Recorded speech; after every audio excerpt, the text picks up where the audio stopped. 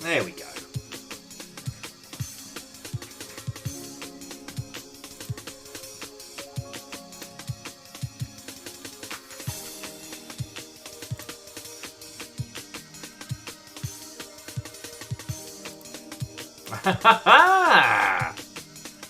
Oh, Tritzy Watto and welcome. First! You're on that quick draw this year.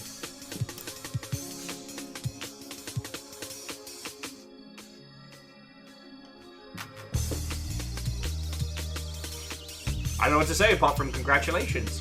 Wolfgrad, Watto and welcome. I don't know why I did like that, but I don't know. Ah, got the evenings off. Alright, that makes sense. Angel Cleaner, Watto and welcome. Dustin. New Year, new silliness. New Year, new silliness. Or New Year, new whimsy in the face of ridiculousness. Alright, so Step Jin, that's the full fucking compliment, right? Like, 63 months is for as long as anyone could have. So thank you. And, even though I broke your pyramid with guinea pigs, you could throw in some bits earlier. I saw that. So thank you. Oh, and Dustin, thank you kindly. This is one of our higher capacities. So that's what I'm really taking right now. Bright Karma, Watto, welcome. Shitaru. Hello, hello! Greetings, friends! Happy brand new jazzy new video to those who celebrate. God, I'm still so glad we got to see Jazzy live. And obviously Value Select. Value Select's Kill the Moon was the best, like, it's the best flavour of nonsense I've seen at a gig in a long time. I mean, it's not like I go to gigs like I used to. And even then, I was more like, I just go to like a basement show, or someone would be like, oh, there's this band you've never heard of that are playing in somebody's front room. And I'd be like, choice. So, I've never been one to chase a lot of bands, but, you know, for the ones I have seen. God. I still think about possibly one of the best gigs I went to was Megaran did a show in like this tiny basement venue in London, and it was one of those venues where it makes like 50 people feel like 500. It's great. And of course, the men will not be blamed for nothing. The steampunk punk band, that was another banger. I think that one was Sticky Mike's. I think. Sticky Mike's was a music venue in Brighton. And yeah, I watched a man live play the bandsaw, and fucking the whole crowd jumping to this like bouncy nu metal track about Charles Darwin. Those are some choice memories. Sorry, I'm just nattering. How are you all? Watto and welcome! Well, there has been some video game news.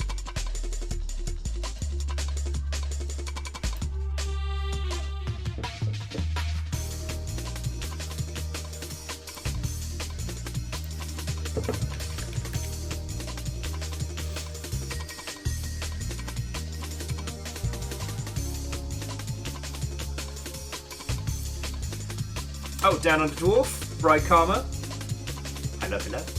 Lizzie, Watto and welcome. The Battle of the Sleep is still going very poorly, but I'm here, I'm caffeinated. I've got a bit of whimsy and a story in my heart.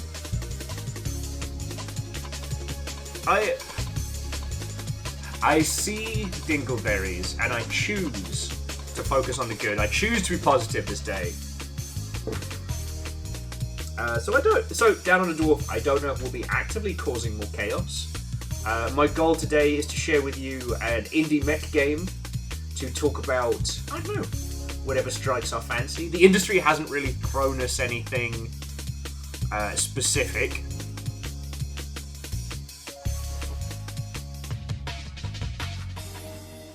No, Lizzie, the time for cozy blankets has long passed.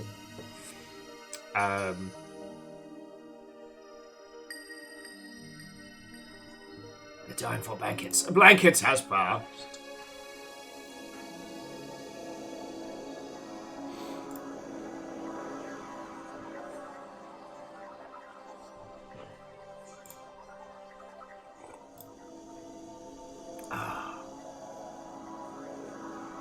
But how about you'll... What's the quote from Battle Block Theatre? Open your ears and shush your faces as I wrap you in the warm, cozy blanket of a story. But no, I'm looking forward to today. Gearbits has been on my little radar for a while, and I'm really glad I'm going to be sharing it with you. I do have a vaguely hard stop time of about 4 and a bit hours from now. So I don't know if you can all put up with me for only 4 hours today. I know. Slacker hours.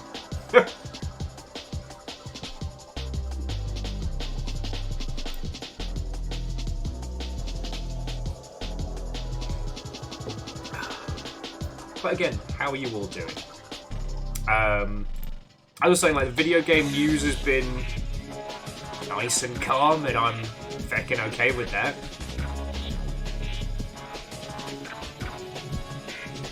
Yeah, Wolfcrad, Dinobot doing its feckin' job. Love to see it.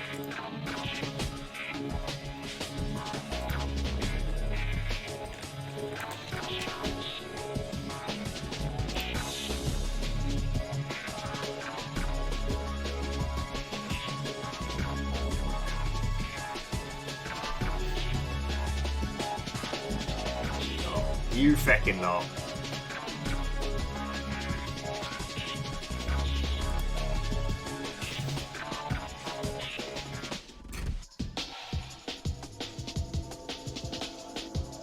Yeah, sorry to be, I guess, dull at the moment. It's definitely a no news is good news scenario. I'm still working on my kind of like Will's state of the industry, and Watto is the most definitely British breakfast cereal, and not at all stolen. Indeed, legend, indeed. Coming in such great British flavours as unseasoned and repressed. And legend, thank you for the bits, friend. Yeah, I'm still working on this. I don't know. I'm trying to think of a way that I can turn my knowledge into something useful, possibly as a video.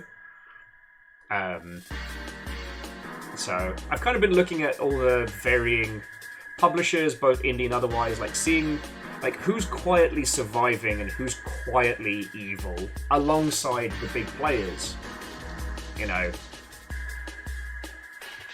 we know that Tencent is.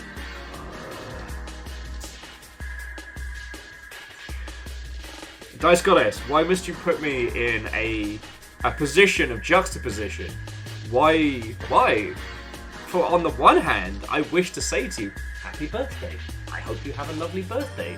But on the other, through your actions, I now wish to tell you to go heck yourself sideways. Oh, there is no cowardice here, Lizzie. There is no cowardice here. Just because I'm doing this doesn't mean I have to be happy about it.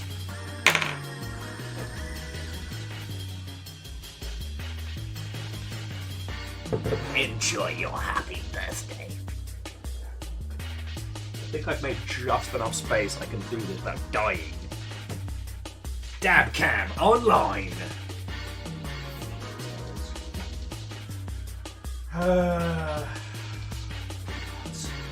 Alright, well, the Dice Goddess, happy birthday, go feck yourself. Hacha!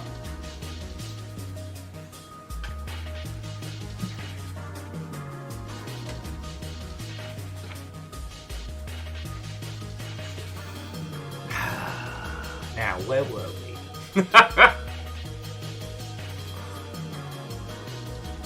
Reactor online. Hey! Online. Weapons online. All systems nominal.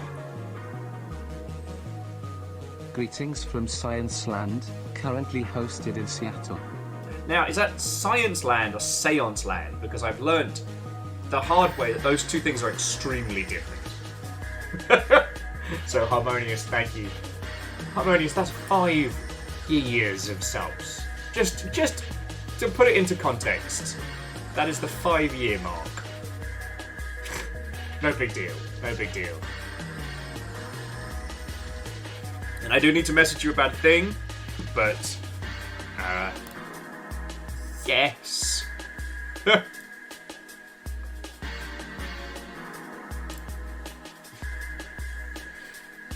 Oh, and Eraman, Watto, and welcome. Hello, hello.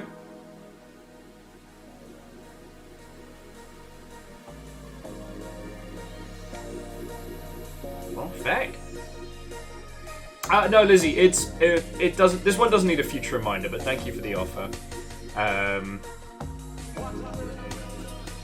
So yeah, friendos, today we'll be playing a game called Gearbits. This is a lovely little blend of like Virtua On and Armored Core. It is extremely indie, and it is only $10 on Steam. So if you have found that, you know, finishing Armored Core left you with a little robot-shaped hole in your life, then I got you. That's what we're going to be putzing about on today. The game industry has not really thrown anything at us today, and I'm feckin' fine with that.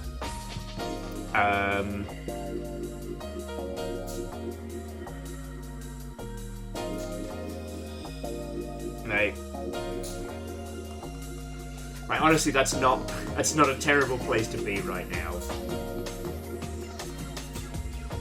We've had more than our fair share of drama.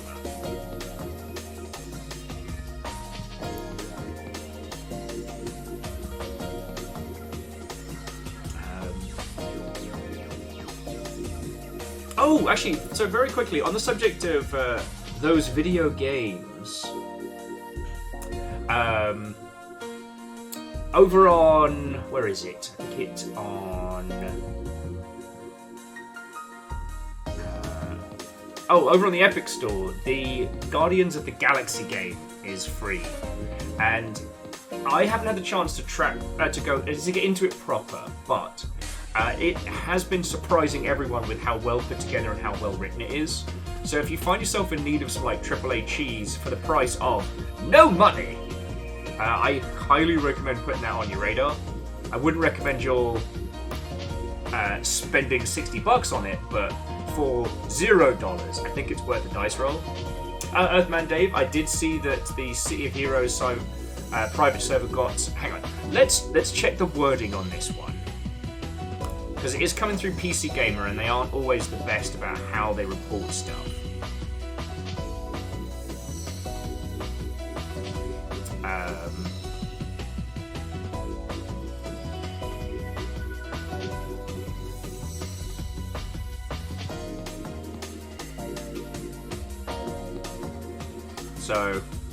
Okay. So... NCSoft have granted a private license to one of the more popular City of Heroes, we'll say fan-run servers. But they have gone on to say that they will not be... Well, they will not be providing other servers with licenses. As they're saying that would currently be, and I quote, out of scope.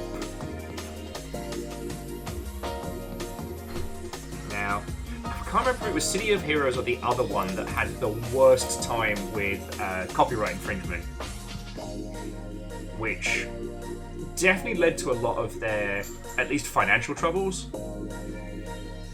If you weren't around, there were two superhero MMOs back in the day, so City of Heroes and the other one, which my slowly caffeinated brain is not giving me the info on that one. And they both ended up getting into some legal hot water because users were creating characters from like well-known comic franchises. You know, people were making their own like budget Deadpools and Wolverines, mostly Wolverine. And because of the way in which like the EULAs are worded, the game's company owns the characters that people create, or at least, you know, their design. So that meant that technically, through user action, these games were breaking copyright. So, yeah. as Earthman Dave says, squashing dead pools was a full-time job. So, I would be interested to find out how this whole thing intersects, but if this player-run server is not recognized as an NCSoft product, it should be fine. And so long as the server itself isn't making a profit, it won't hang on anybody's radar.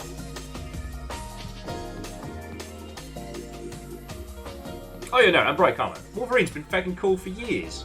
Even before, you know, comics got their great revival.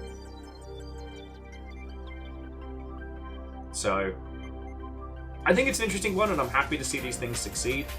Honestly, I do think that with a lot of MMOs, the morally correct thing to do would be that once it passes a certain threshold of unsustainability, teams should just release server infrastructure.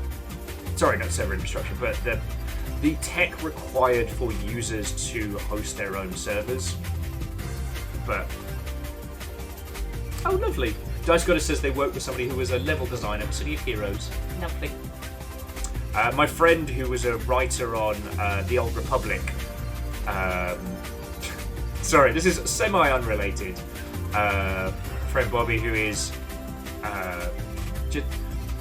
he got accused of not understanding Star Wars the other day, which amused me greatly.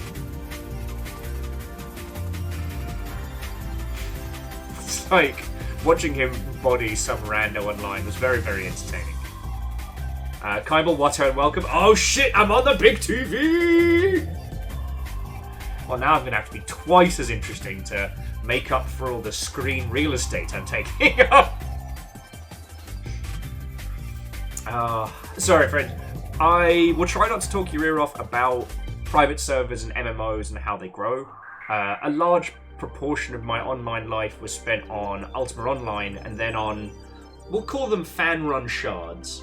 One of which was a full RP with, like, character application, which, well, complete custom map, complete custom world. Like, the detail and depth that went into that thing was so impressive. And we talk about this a lot, or at least I talk about this a lot, when it comes to like things like fan-made mods and stuff, that there really needs to be like a third-party ground where people can receive revenue from these kinds of creations to keep them afloat without companies giving up control of their properties.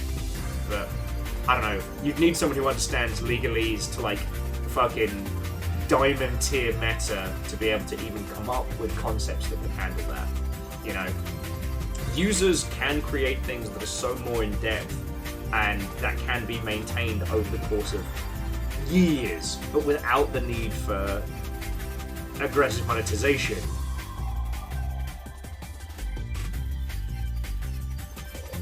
Like, I don't know what happened to that RP shard. Shards are servers in Ultima Online because an evil wizard broke the gem that controlled the world, and each gem that split off was its own shard, which is why there were different characters on different servers. That was the in-game reason, which I always quite like that. And honestly, like, some MMOs do have a shelf life, and being able to be part of them at start and play through with them to their natural conclusion, I think is really cool. Ultima Online is definitely one of those. Like, every now and then I sit down and I'm like, maybe we could do like a long ship day on UO, and I'm like, nah. Like, what servers are available or run by EA, and hey, a tangy Zeno to you too. Sorry, that sounds like a weird compliment. Sorry, thank you for 4 months. How are you doing, Watto, and welcome.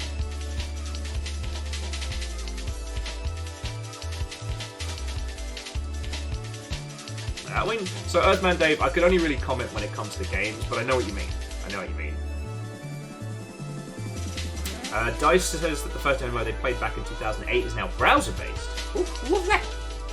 I know the Gaia MMO was probably the closest to a browser one that I played, I was kind of inoculated against a lot of the early browser MMOs because I played Ultima Online.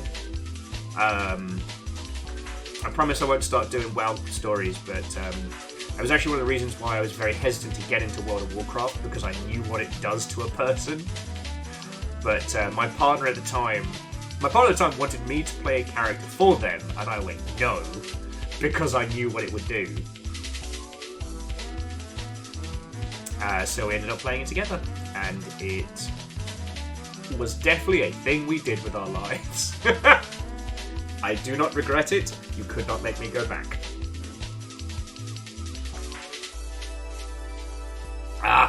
Legends was saying old RuneScape for them. Yes. But I didn't spend as much time with RuneScape. And also, by the time I got into the industry, I knew so many people that had been kind of... Jagex hired a lot of moderators and what we'd now consider like community team people, and they churned through them. I'm not saying Jagex is good or evil. I'm just saying that like Jagex had a high turnover of junior staff. So like it was very common to know somebody who worked at Jagex in the UK games industry. Harmonia says, I do not regret it. You could not make me go back, is how they feel about their time with League of Legends. Again, God, it feels bad to say inoculated. But it was just like, I played Defense of the Ancients with Warcraft 3, and still remember going, no one's going to want to play this. It's an RTS where you only control one guy and you don't do anything. No one's going to want to play this.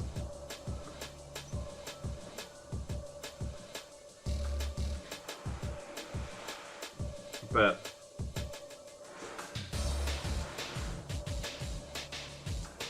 I understand that people enjoy League of Legends, and I'm very happy for them. Despite my body not being as receptive to the idea, I'm still a fighting game kid at heart. Like I didn't putz about with the Tekken test, but there is a high chance that I'll try getting back into Tekken for Tekken 8.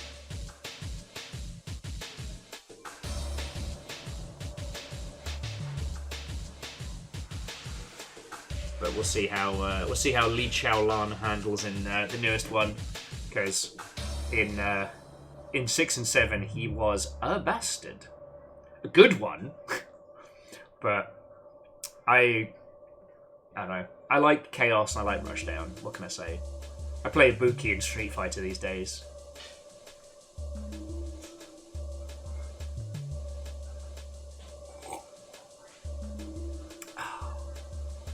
Anyway, sorry, here's me careening around. As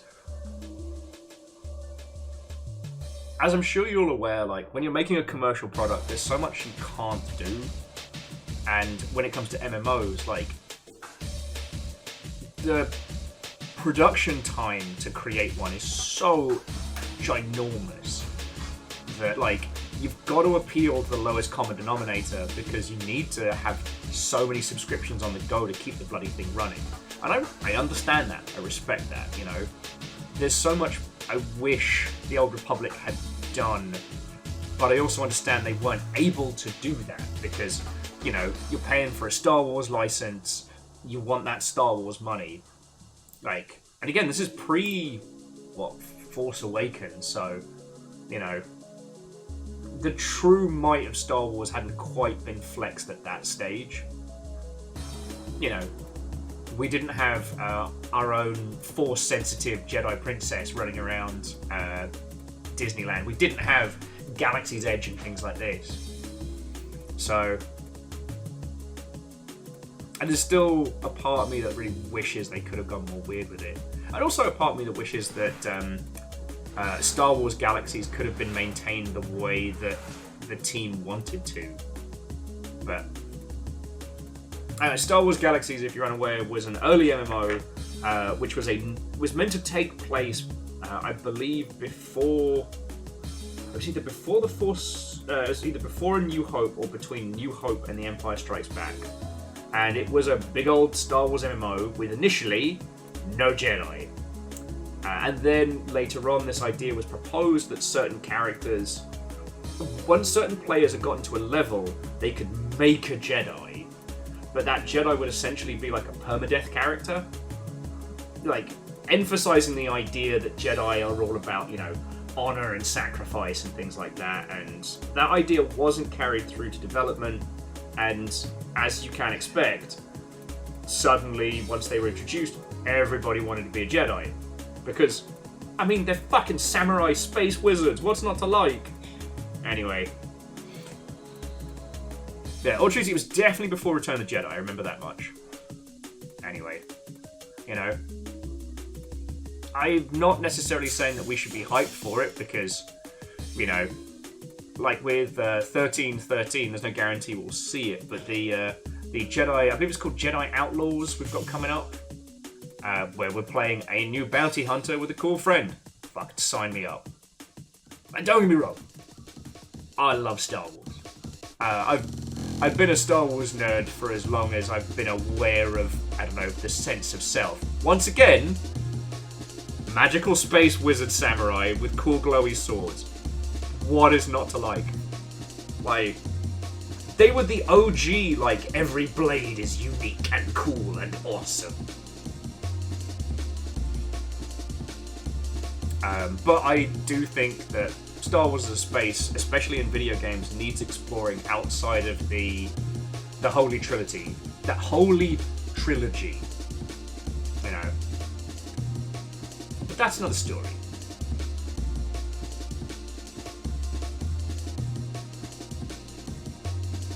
Harmonious was saying they never got to play the original Star Wars Galaxies, but they learned a lot about it. Was a huge Star Wars kid. Yeah. I didn't have the cash for a subscription back in the day, so I just poured over all the information about it I could find. You know? In the same way that I never really played Second Life, but I know more than I ever wish I did. I drink to forget, friends, and yet Second Life remains in there.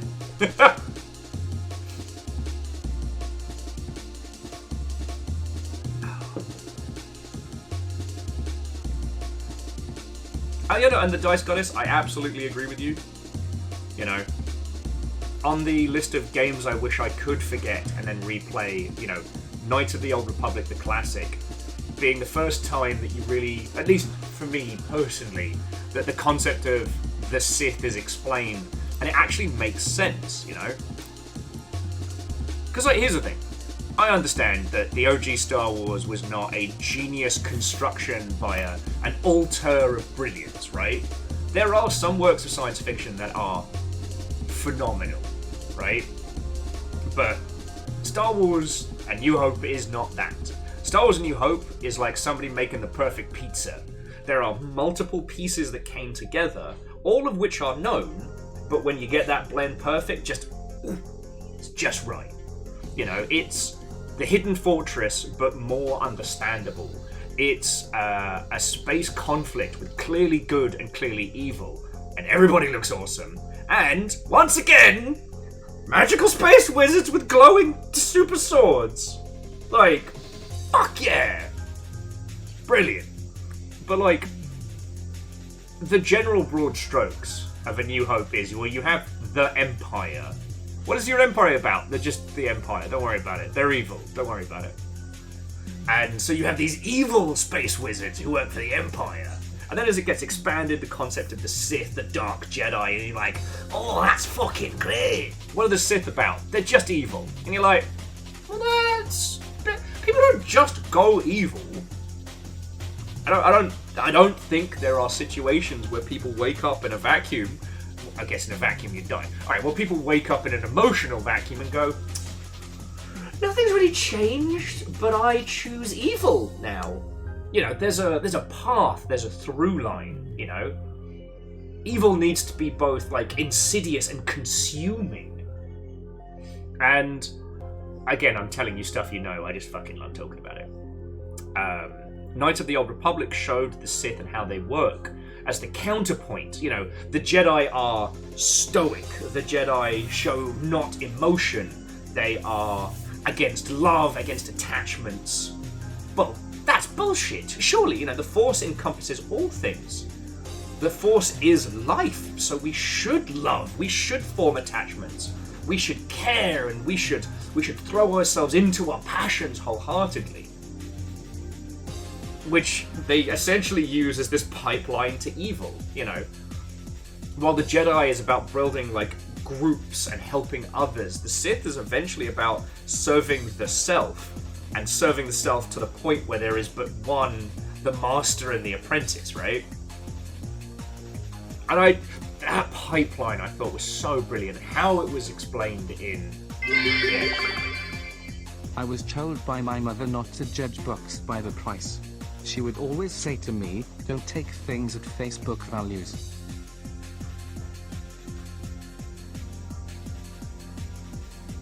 Okay. Well, Akira Zero, thank you for the 500. How goes it? Watto and welcome!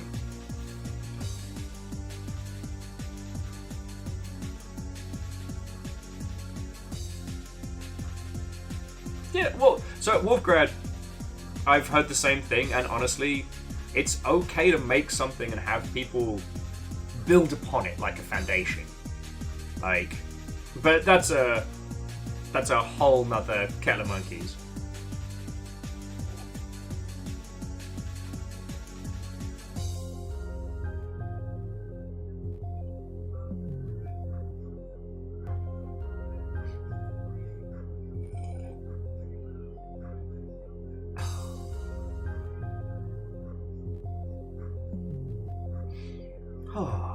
Anyway, how are you all doing, friends? For those of you who just joined us, Watto and welcome. I have indie giant robots to show you in just a moment. And we were talking about, I guess, old MMOs that kind of morphed into Star Wars. Since going down a modding rabbit hole the other day, I have been looking at some things around Jedi Knight and Jedi Outcasts, just trying to find more things that I've seen from those spaces to show you all.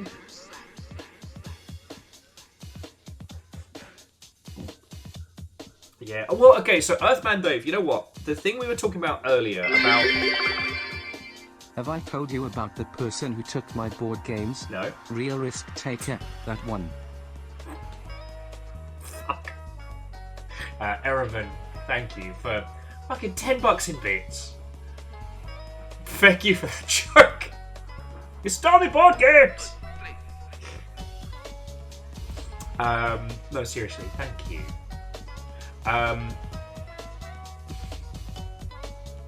But no, I wanted to touch on what Earthman Dave was saying about the secret world. That is a great example of how expensive games do mean you have to shave the edges off. Now, if you never heard about it, the Secret World came out as the post-World of Warcraft era MMOs, and it was basically 3 super secret societies all battling for control of, the secret world, the world of, monsters and elder gods and ghosts and conspiracies. Its overall gameplay design was there. If you've played any MMO from World of Warcraft onwards, you will recognize it. But thematically, at least initially, it was seeped in this wonderful, wonderful scenario. It was a modern occult setting, incredible vibe and flavour. And I'm just saying this for those of you who are new. Apologies to everyone who's had to hear this 8 times for when either myself or Nick bring it up in the Sea of Thieves. But the quest design was done by an ARG company. The people behind the Black Watchman, Alison Smith. And it shows. Now, you can Google the answers to a lot of the quest lines in game, but if you want to treat it like a puzzle game, you can. And a lot of people found that was the place where the game really sung. But unfortunately, they couldn't lean into that because it's still a great big MMO. It's still a massive project that needs to generate money to survive. Right? Okay, we've been talking a lot the last year and change about games as service games and how games as service games exist to generate as much revenue as possible. But a lot of those games are quite simple on the back end. You know, many of them feature no more than like 4-player co-op. Some of them are, I guess a lot of them are like battle royales or MOBAs or things like that that have small little non-permanent instances, right? But with a lot of MMOs, the server infrastructure is a big old challenge. Like, the amount of people you can have in one space, the amount of things going on at once, you know. The M in MMO is standing for massive. And the infrastructure to run that is expensive. So there is a baseline cost your game must be generating above that to be able to maintain. And again, the expensive thing when it comes to video games is people. So it's not just, does this pay for the server cost? Does this also pay the salaries for the people who run those servers? You know, it's a giant robot isn't just big punch good hard. It's fucking 50 poor overworked technicians keeping the damn thing running. So that's where places like the Secret World really suffered, you know. And hell, like, okay, this whole conversation is why I ended up working for Improbable back in the day, because they were pitching this idea of like cloud computated server infrastructure, right? So the idea is you don't have a physical server that you have to maintain and run somewhere.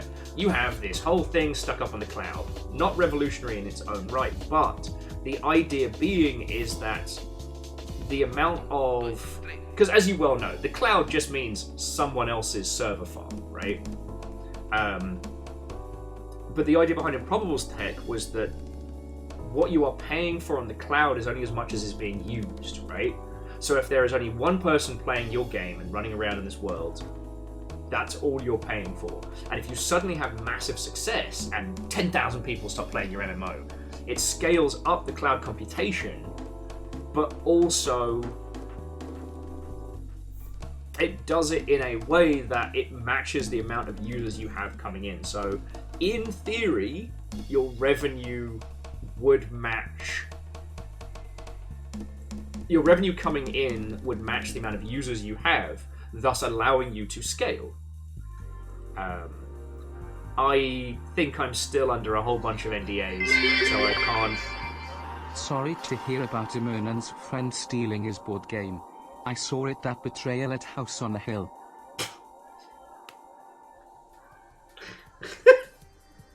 Akira Zero, thank you for the 500 again. That's a combo of $10 and bits to keeping our operation running. So thank you. And Fred, Watto, and welcome.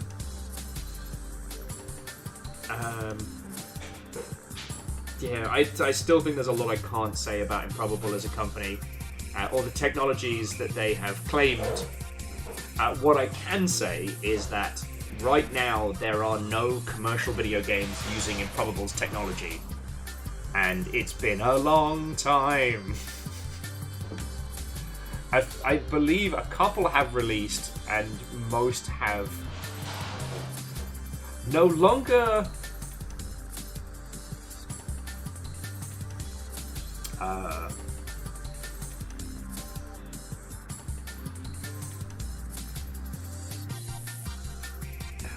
Okay, so Shitaru, you get it. And Earthman Dave, I mean, that part of it was surprisingly interesting. Like, I think some of this has been put out, so I can talk about it. So the idea was, if you look at your game environment as a flat plane, right? The idea being is that the amount of computation allocated to an area is based on complexity, right? Now you notice I said complexity and not users. But in theory, if the game is just idling by and there's maybe one person, then there's however many cores it takes to run the base game, however much computation is focusing on the whole ass world. But then, I don't know, Davey Partyface shows up, and Davey Partyface has got like 10 mates, and they all show up and they all start getting crazy in your game world. So what it would do is it would then split the world and have different call them cores for lack of a better term. Different cores handling different parts of the world. So the more people get in, the less each core has to handle. It just has to pass things between the others. And from what I saw, that definitely worked. But once again, there's a lot I can't say, but I can point out that there are no commercial video games that use Improbable's tech. And if you look at their... I can say that if you look at their current postings and the things that they have listed on the internet, they talk a lot about metaverse and AI now. So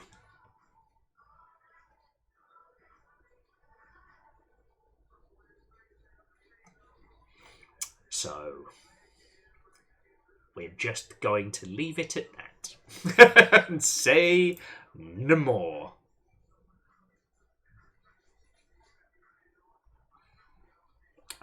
Let's try a spot more of the ambient video game music.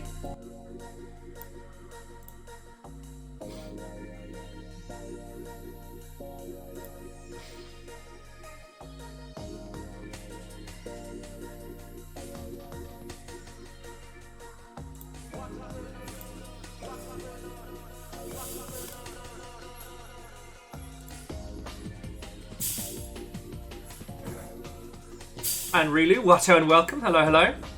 How goes it? But yes, a friend, like, other than... As I said, other than... Oh! Doom Infinite stealing my life. That game is incredible and I wholeheartedly recommend it. That, spot of Cyberpunk, and working on some things I can't talk about. I'm working on some things I can. The state of the industry video. Yeah, I've been, I guess, very, very boring. Well, Judica, when I found out about this, I will admit I did make the sound of a cat leaping into the air with enthusiasm. Vanderbeest, Watto and welcome. Thank you for filling a pint glass. Well, it's the Shitaru... What can I say? I didn't say users, I said complexity. It's not... Or I should say perhaps, it's computation, not users. So, what denotes complexity in games? Yeah. Like I said, I'm really bumping up against what I can and can't say. But I do not work for Improbable anymore. And as I said, I do not know of anybody using their product. Oh no! Well, Rilu, it is my turn to do the heavy lifting and be vaguely entertaining for you. So, sit back, relax, and yeah, let me wrap you in the warm, cozy blanket of a giant robot video game.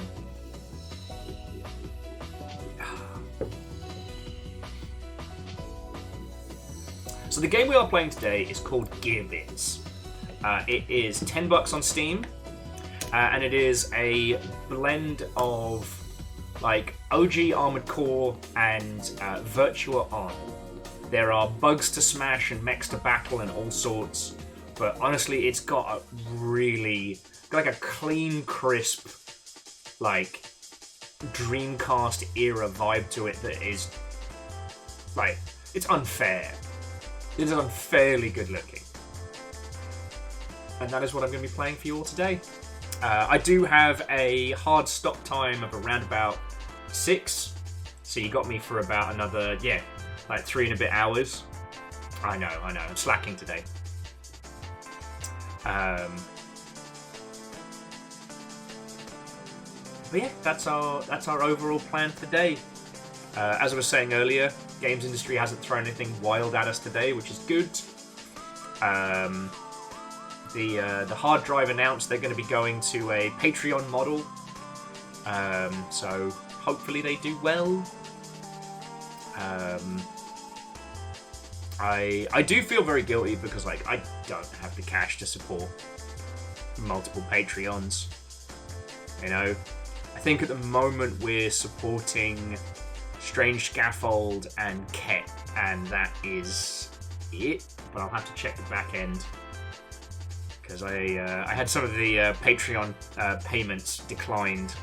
So there's somebody on my Patreon list who is sadly no longer supporting, and not because I don't want to.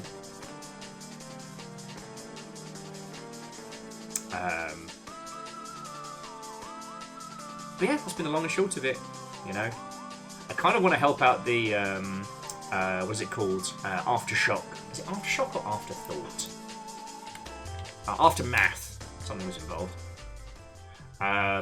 Which is the thing that our good buddy Nathan Grayson has been working on, which is kind of like the superstar team of people that got laid off throughout last year. But I don't know what I can do.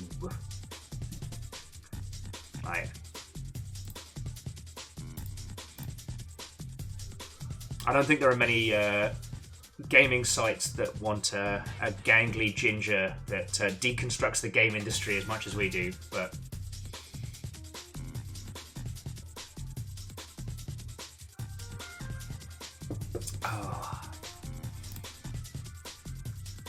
yeah, it's just, you know what, enjoying a nice quiet game, a nice quiet day in the games industry is not a terrible thing.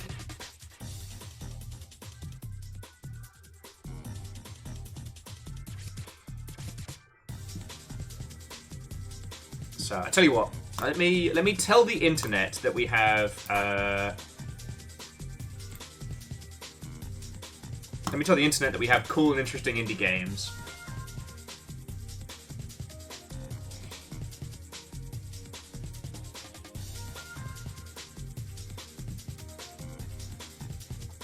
And then let's take our giant robot for a spin, shall we?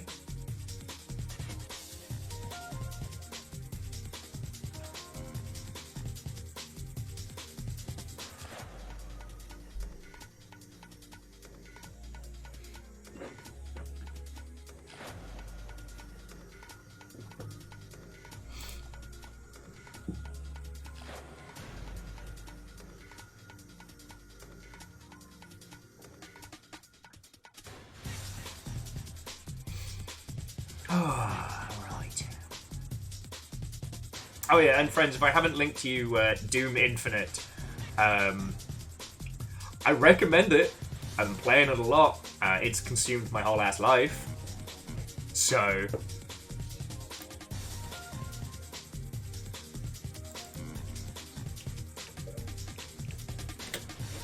oh, actually, you know what? It hasn't consumed my entire life. I did manage to stop after a few hours yesterday. But God, it's such a... Alright, sorry. If you weren't in yesterday and didn't hear me...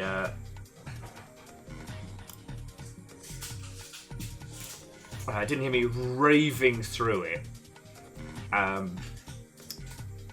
Doom Infinite basically takes Doom 2 and turns it into a roguelike. It is absolutely brilliant. And what makes it so excellent is it takes the core of the original and adds to it. If you're someone that spent a lot of time with classics back in the day, it's so brilliant. And Angel Kalina, all I'll say is... Don't make me tap the sign. Ah!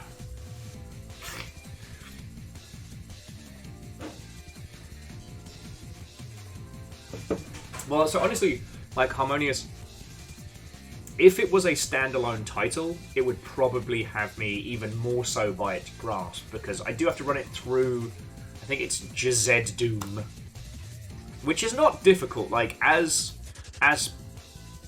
running mod projects, it's better.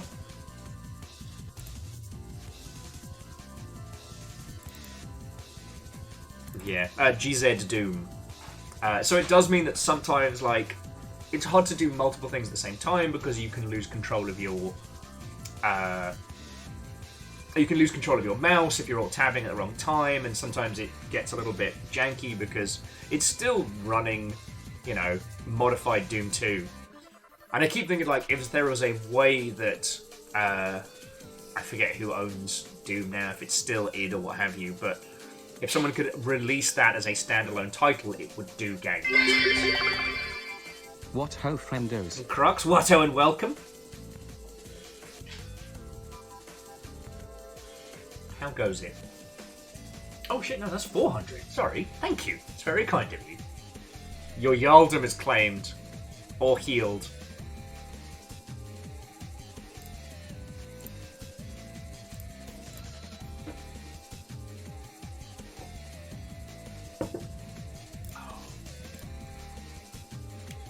Man, I'm trying to find out stuff about the developers of Gearbits. And it's very difficult. Like...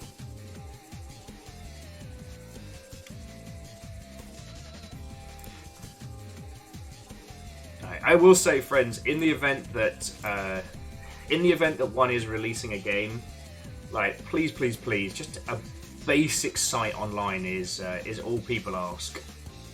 You know, have a press kit up, have a couple of screenies. You don't have to keep it updated. It doesn't have to be an outpouring of content, but just make it easy for people to find you.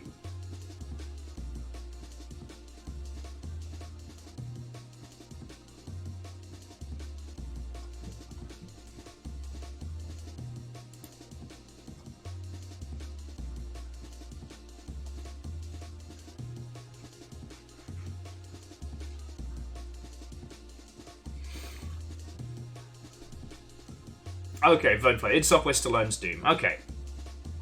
An Angel Cleaner. No, it's totally fine. It's just I've spent a lot of time with Outer Wilds. I've spent a lot of time with Outer Wilds. I don't know. No one can claim ownership of tiles. I just I've bullied a lot of people into both Outer Wilds and Hollow Knight over the years. It's always interesting when people come in and are like, "Oh, have you heard of this game called Hollow Knight?" Don't make me tap the friendo. Will, have you do you know anyone who's played Rain World? I still can't believe that wasn't a bit. I'm still thinking about that. Oh no, I'm wearing my wrong hoodie. Oh no, the other hoodie's got my wristbands in. Oh no. I'll find it later.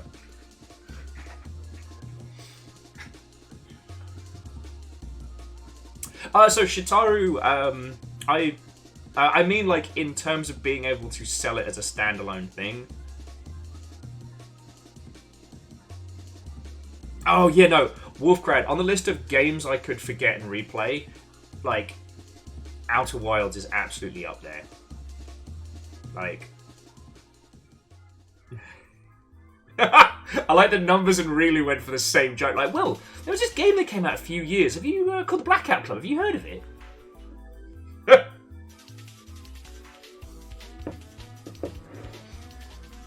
Well, you know what, Eel? I don't know if we talked about this when we played through the Outer Wilds, but you know what? It was just like experiencing Myst, but with the pain points removed. Like, the smoothness of it. Oh no, an Angel Cleaner, I completely understand. I've got, I know at least one friendo that has, like, you know, their equivalent of thalassophobia is the empty void of space. I once told them that one of my coping mechanisms during lockdown was pretending like we were on like a deep space ship, and I got to see the look in another person's eye when I see a shark in a video game.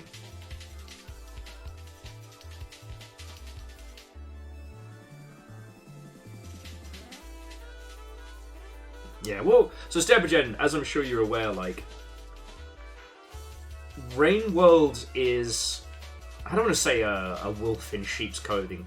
Rainworld looks like one thing to most individuals, and it's something very, very different, right? That's where a lot of people tend to like headbutt against it and then ricochet off. I know so many people who have said, "Oh, I really want to play Rainworld," and they start playing and they go, "Oh gods, this is too hard. I'm not touching this," because the mentality is much like other Metroidvanias, that it's a smooth experience that one needs to master, to pass through. Whereas you all know, Rainworld's an ecology simulation. It's not RNG, it's a living world, and you have to adapt and move through it. It's not a series of movements to be overcome. It's a world to survive.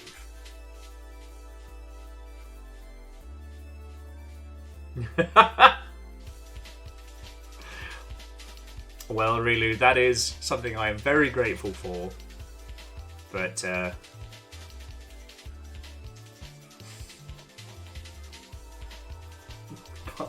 thank you. That's all I'm going to say. I'm sorry, I saw in my Facebook memories that this time last year we were doing Shark Week. No, sorry, this time, 2 years ago, we did Shark Week to recover from the Hell move into Hellbase. So I was like, wow, we haven't dabbled with the deep blue sea in a while.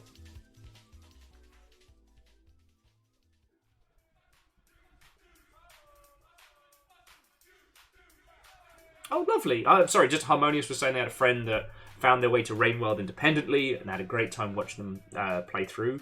Lovely. Oh, Jamami, you haven't missed anything. We've just been having a natter. Like, we are going to be playing Gearbits in a bit. I do want to show this to you all. But honestly, like, my goal with Gearbits today is just to share it with people. This isn't going to be the start of a full playthrough. We have so many huge games that I want to go through with you all. And as I was a little concerned... Well, okay, concerned is the wrong word.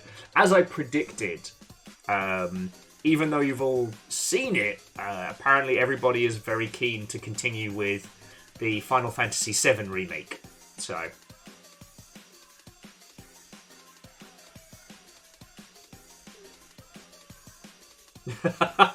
Well, Rilu, I don't know what that looks like, but I can understand.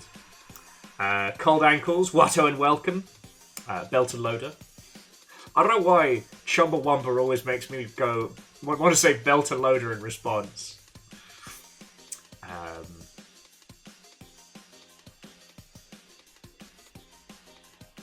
Oh, you know, and Harmonious, I completely understand it. Like, it is a very intimidating game. Like, once you know what it is, the time, like if we have a look at our like hours played, that's how long it took to go through every campaign. Well, I should say that was every ending, and that took us. When did we last play Rainworld? Jesus. That took us just shy of 300 hours to do every ending, and again. The Artificer, air quotes, happy ending, I wasn't sure we were going to make it. I was honestly considering, like, nope, that's it. No more fucking Rainworld. I'm not fucking playing this game anymore. One thing I have noticed is that I don't know if this has been the case on a lot of platforms, but on a couple that I frequent, they seem to have just reset their algorithm, so I've gone from having some quite nicely curated experiences to just having shite. And I don't know who to fight about this. Also, my friend texting me randomly yesterday and being like, Will, I just started playing Neon White, and like, holy crap, what are your times? And I was just like, buddy, pal, friend, I'm not even top of the pack. And he means, do you mean like in the world? I'm like, no, in the longship. Like, I've still got a few firsts, but those are mostly from when everybody else kind of dropped off and I snuck back in and knocked some people off the top spot.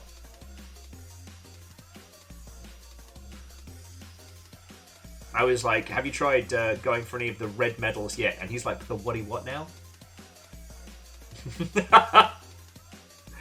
J-Post. That was delicious. That was delicious. Oh, so J-Post mentioning the Playframe video with Floydo just being like, Will, explain yourself. It's, yes, because I busted my hands when the demo was out. We were ready. We were ready. I think Aperio still has the 1-1 high school, but honestly, I haven't checked in a while. Because whilst with compression gloves, my hands have been better, and I did manage to finish Neon White, I did notice that without the camaraderie, I didn't have the same drive, and I also, in terms of a risk it for a biscuit, there are some games that, I don't know. I'm glad we all played Neon White when we did, and I'm glad we got to have that experience as a group. I can't see us going back to it. And so I don't want to break my hands trying to set a bunch of records, because I don't want to compete in the world. You know, the rest of the world can do one. I care about us, right? In case you would have wanted to know where my allegiances lie, it's here.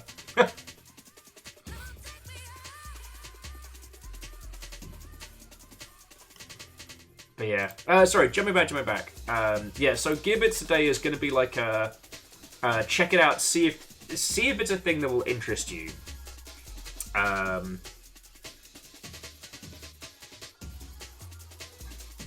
It's been nice to see that a bunch of people have added to their list. I take that as a lovely recommendation. So yeah, Gil, Legend, and Martin have it, and Ultrazini's actually spent some time with it. It's lovely, you know? Because ultimately the goal is to help these games, if only a little bit, right? You know, I understand it wouldn't work, and I understand the meta of Twitch.television very well. Like, without becoming insufferable, or having some very, very large supporters, we're never going to be a 5,000 viewer channel. I'm okay with that. I think that would drive me up the wall. But as I've lamented several times, I don't have the ability to just wave my hand over an indie title and have it succeed. But, you know, every little bump that we can give these games is something that, you know, at least I'm going to celebrate. You know, I'm not trying to aggrandize myself. Yesterday's On Your Hands was so clever, and I do think that I was not ready for the interpersonal emotional weight it was going to have, but in terms of the puzzles and the alien exploration, it was inspired. Like, what if Portal, but instead of blue portal, orange portal, it was physics spells that you could load up to your hands, you know?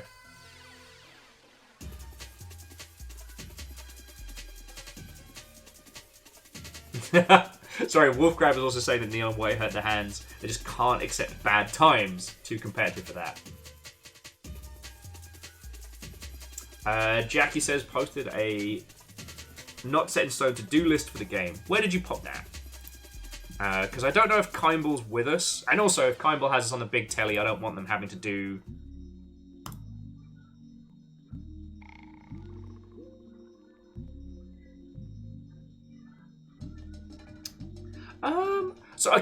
So, Jackie, that's a good first start. But what you need to do is you need to break these down into... You need to break these down into actionable tasks rather than arcs.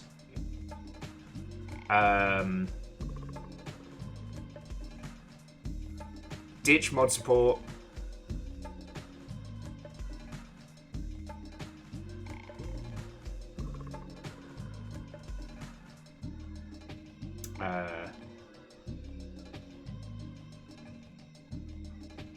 Yeah, so, I mean, Kimball, if there's a way you can, without, having to work on your evening off, if there's a concise way to convey to Jackie how to break down, a task list. But no, so Jackie, that is a great start. Keep going.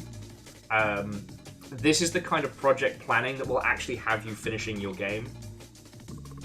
I know, it does feel good to tick them off. It's just... So, like, your first thing is have a playable demo ready for Steam Next Fest, June 2024. So you've got... What, like... 4 or 5 months?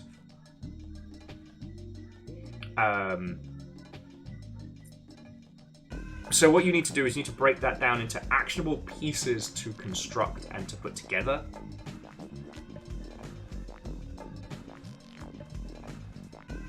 Vulture Pony, Watto and welcome. Oh, well, Kimball, that's very kind of you. Alright, I didn't want to put you on the spot and be like, hey, produce our friend's game! But, sorry, Jackie. I'm not critiquing this. This is a great, great start. And it is, like, self-production is such a vital skill to actually finishing a game. Because once you have that list, and once you're ticking them off, you see those boxes start going green. Like, when you get that, like, percentage done, just...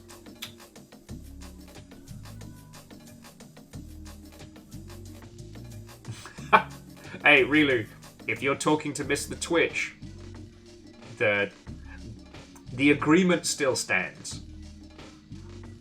And, like, I mean, Rilu, I've hosted huge streams in the past, and it is such a different beast.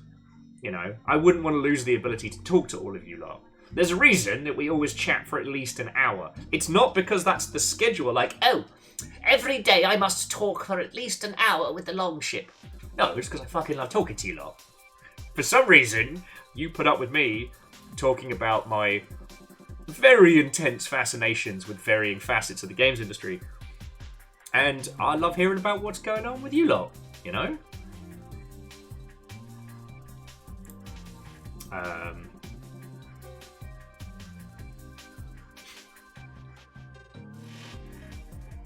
Sorry, but jumping back in, so Augustine was saying that Neon White was rough even when they decided to stop trying for speed. But it just, the repetition and speed and fluidity of it was so gorgeous. It was just the physical, like the physical requirement of it.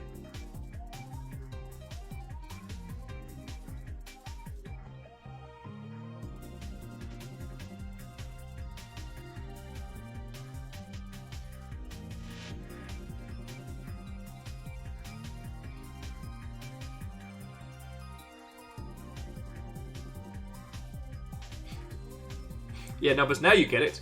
Why do we all have to wear these ridiculous ties? Stop attacking! He's a friend! Gordon doesn't need to hear this right now.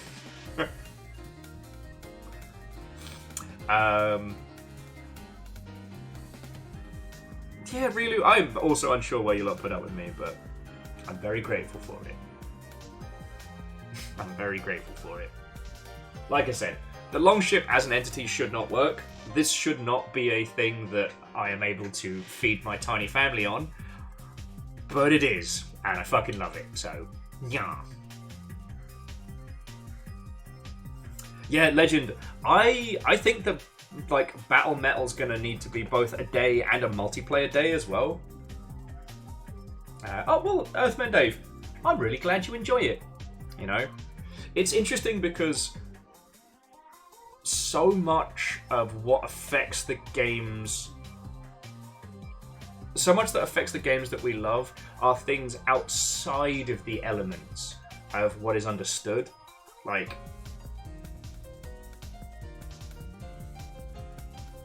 As a user, it's very easy to go, why is X like X?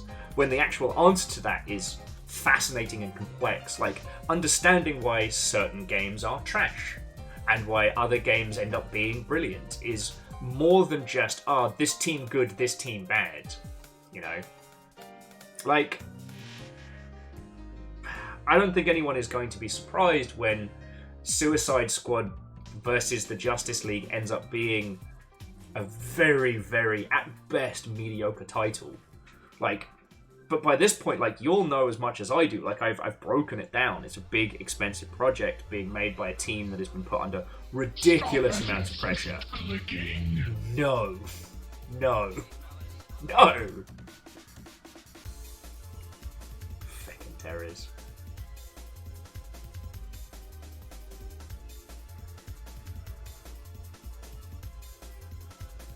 I reject.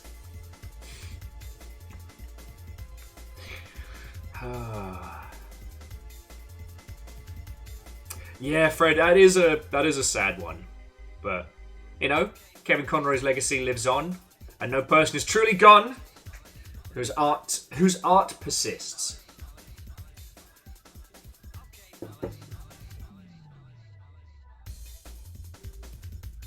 Alright, Shitaru, have a lovely rest of your day. See you in the VODs, I guess.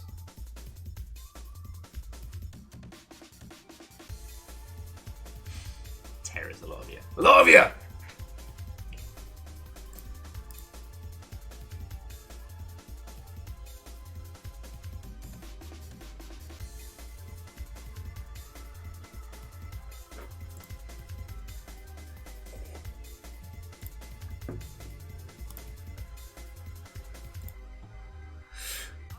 Alright. You know what? Social media be damned. Reactor online. Sensors online. Weapons online. All systems nominal. Oh, Kakazi, what and welcome. Beep boop play hello. A beep boop indeed, friend. Who's that? 21 months. Feckin' yo. Feckin' yo. Well, I hope you're ready for some indie giant robots. We're going to get into some mischief in just a bit.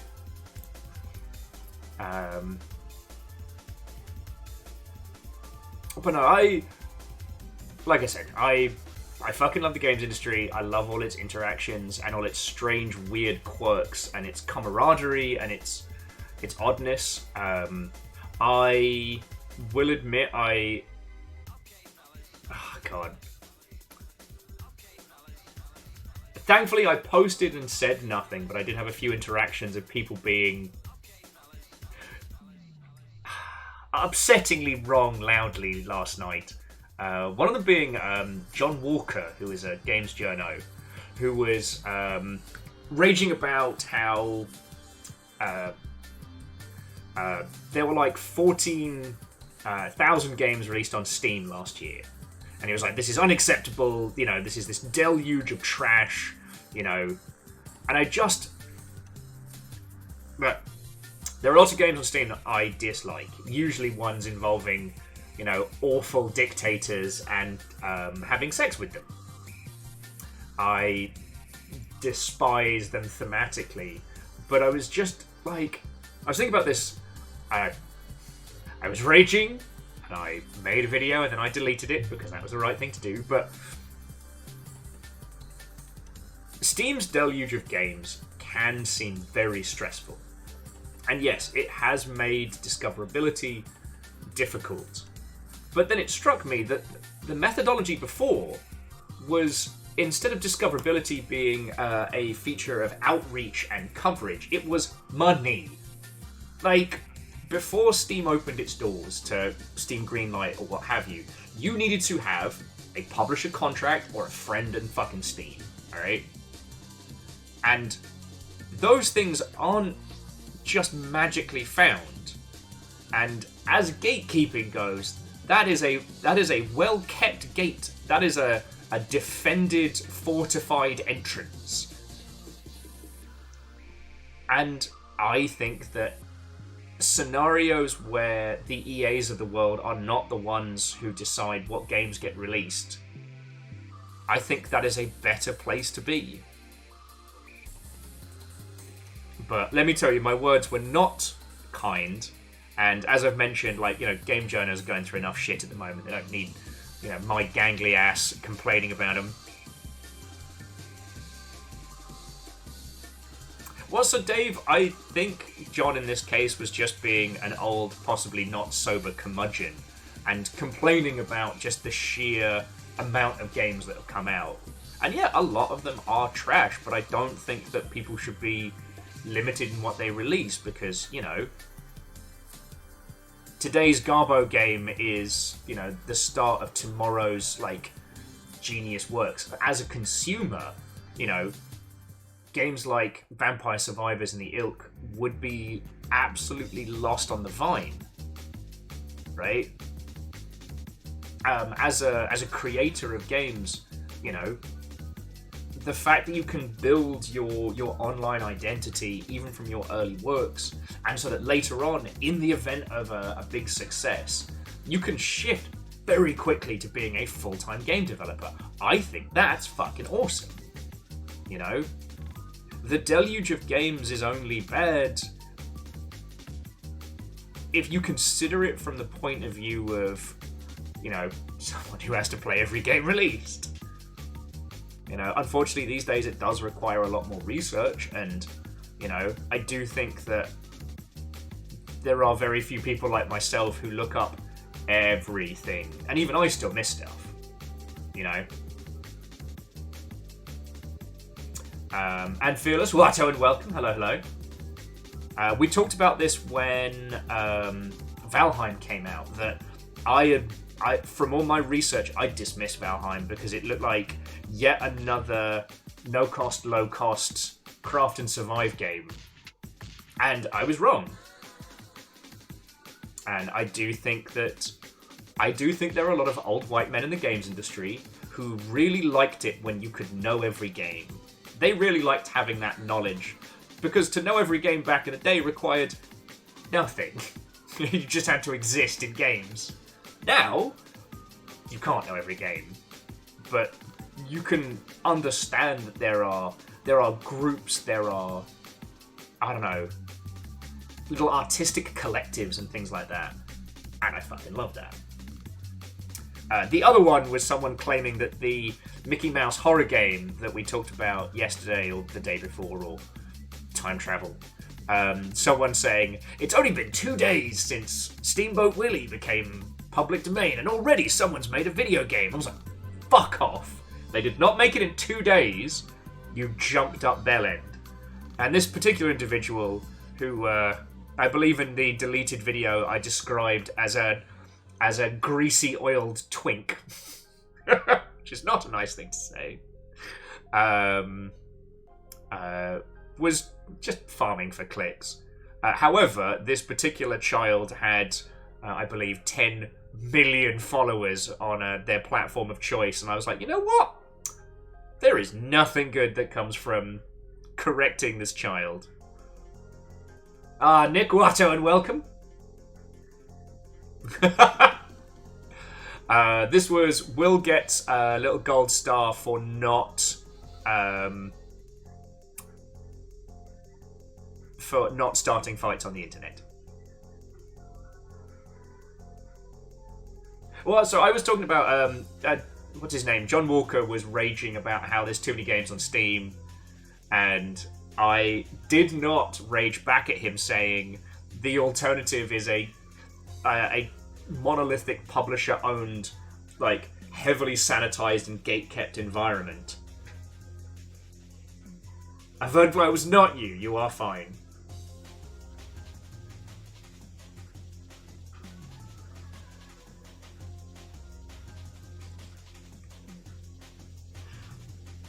But yeah, no, the TLDR of what I was saying, Nick, was just, whilst there are a lot of games now out on Steam, the current situation that we're in has made it so that, you know, the barrier to entry has been removed. The trick now is discoverability, which is a challenge unto itself, but, you know, having the old system was reliant on you having money and or a publishing deal to even be on platforms like Steam, and I think that's much worse.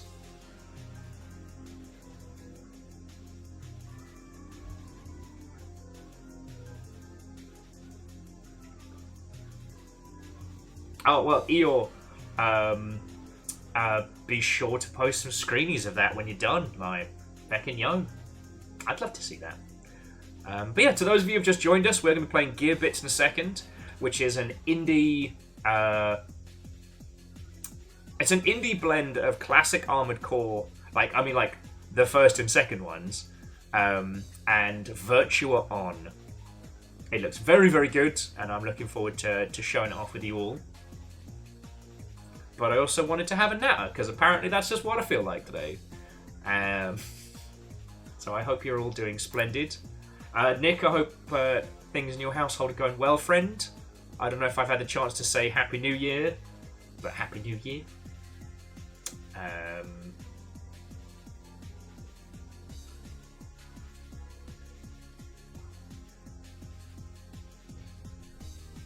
Yeah. Of course, now everybody comes on in and I'm like, stalling.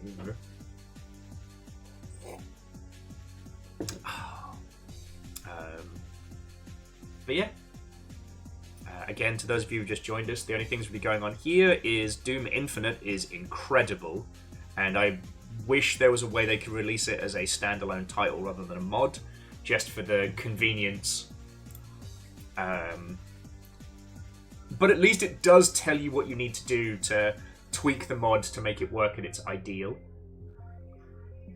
Well, Nick, I'm sorry we've been going through the ringer, friend. But, you know, love to you and yours, alright?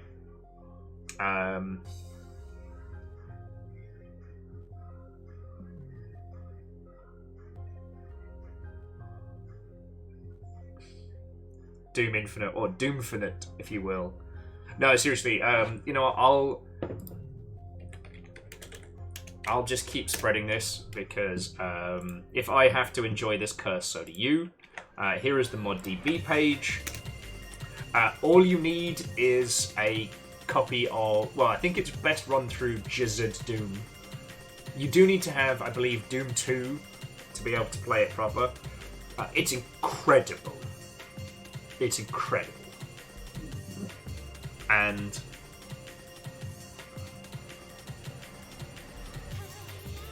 Okay, so you know how we talked a lot about, like, remakes and spiritual successors while playing Final Fantasy VII? I said there was more I wanted to talk about, and some of that definitely comes from wanting to talk about things like Black Mesa, projects that aren't made by the original team, but absolutely understand the heart of it, right?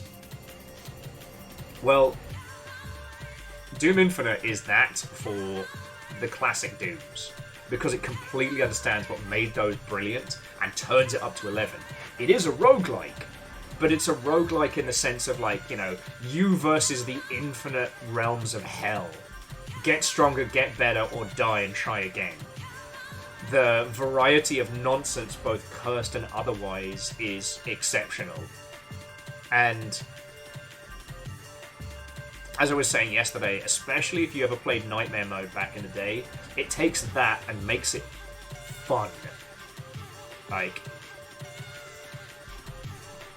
But if you get it working, I warn you, it is incredibly fun, and it will sink its claws into you.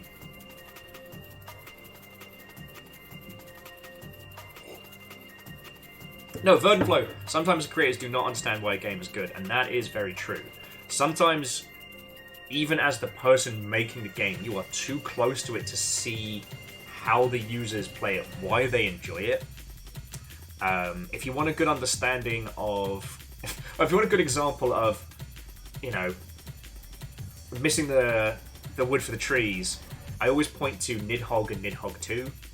That Nidhogg 2 is not a poorly constructed game, but it misses all of the things that made the original a huge success that it was, and assumed something very, very, very, very different about the people who are playing it.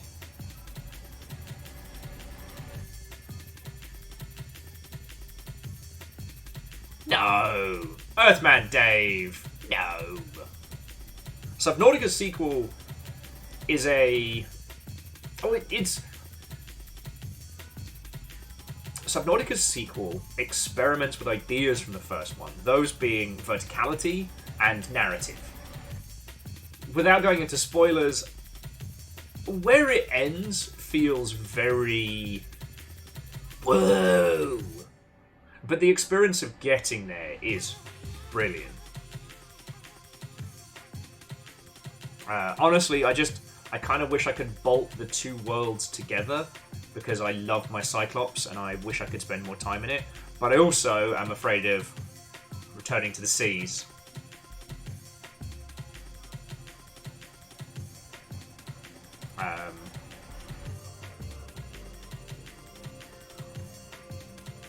I mean, and this is not to pick on Earthman Dave by any means, but Subnautica as a series is a great example of denying users what they ask for their own benefit. It is wild that the most downloaded mod for Subnautica is Gun. And then that... Oh, Legend says they found a mod that lets you select both from both maps somewhere. Oh, lovely. I'll have a look for that. I'd love to be able to try the Subnautica co-op mod, but that requires direct, like, IP to IP connection, and that's risky. Sorry, Watto and welcome. Hello, hello. I hope you like robots, because that's where we're going later. But I guess I'm just in a chatty mood today. But yeah, a lot of the times dev teams can't always ascertain what it is that makes a game great. And while I'm not saying every game needs to be focus tested, sometimes sometimes user testing can be really good. Like, can be really good for showing you what it is about your game that people enjoy. That doesn't always work, but...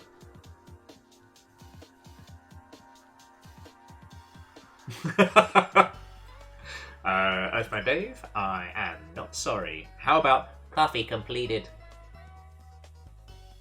Anyway, if it makes you feel any better, ever since Ben hit me with Bupa da Beppo Italian Restaurant, Bupa da Beppo Italian Grill, it's been stuck in my fucking head.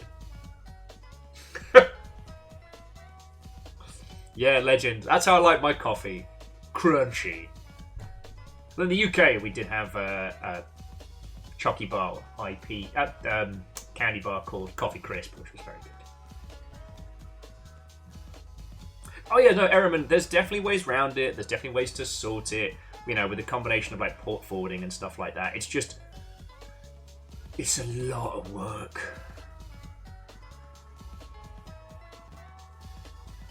Yeah, no, I feel this. Subnautica's entire process was very much about, you know, finding the fun. And they made that such a huge part of their development process that I definitely think it's one that could be emulated if you're making a non-linear narrative title. You know what I mean? You don't have to be making a survival game to follow how Subnautica made their title. So if you don't know the process, there's a great video about it. I think it's the No Clip documentary is the good one. But basically they are experimenting, you know, they white boxed out a little boxy submarine, a little underwater area, and from there they started finding the fun of it all. Because like Subnautica came from a very serious place. Again, please watch the No Clip documentary because it'll do a much better job of this than I can. But the TLDR being that after a particularly grisly shooting in the US, the team behind Natural Selection decided that whatever they did next, they didn't want to do a game that was primarily based around firearms, you know? If you haven't played Natural Selection, don't worry, it's really fucking hard to get it working now. But TLDR, it was an RTS FPS hybrid. One team playing not Zerg, one team playing not Imperial Guard. But the hook was that one team would have a hive mind that would grow alien structures in this FPS environment, and one team would have a commander that would lay out bases that the Marines would then have to construct. And it was fascinating, it was weird, it was different. Started life as a Half-Life mod, was then moved to being a Half-Life 2 mod until the team decided to just build the whole thing from scratch as a standalone game. They released it, it did well, we got Subnautica, yay! The reason it's an arse to get working is it's an old, like, Source Engine multiplayer game, so without dedicated servers, it does not fucking work.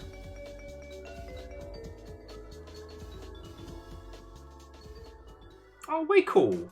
So Nick was saying they've gotten to meet and chat with Charlie Cleveland a few times, and they're incredibly passionate about that part of the studio's identity. Love to hear it. Yeah.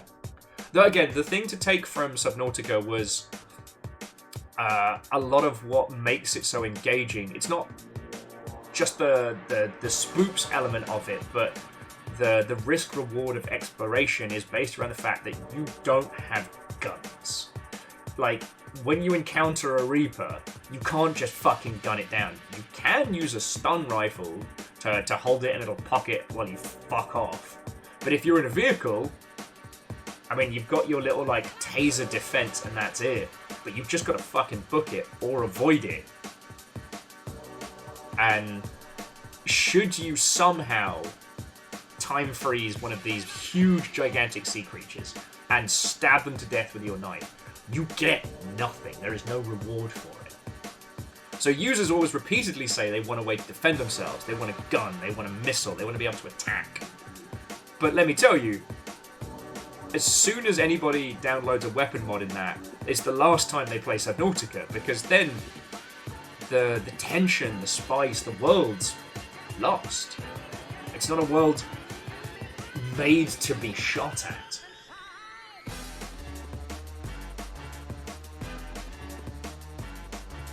Yeah, games with taser defense and an ability to kill. But where would we find such a game?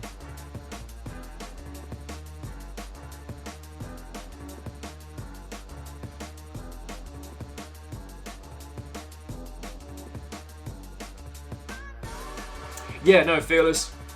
That's a lovely way of putting it. Sorry, Fearless was saying that at first they just had a pure exploration focus, just exploring the depths. And discovering the beauty of the underseas areas would be the big draw. And that wasn't a bad idea, but it wasn't enough. So they added the spice. Like, people getting scared of noises of, like, the placid Leviathan. So they basically discovered that by adding little elements of fear, it balanced out the awe in a really positive way. And then you use the story to carry the user through all the different biomes and all the different places of beauty. Got yourself a banger there. I forget why we got talking about Subnautica, but I'm happy we're here.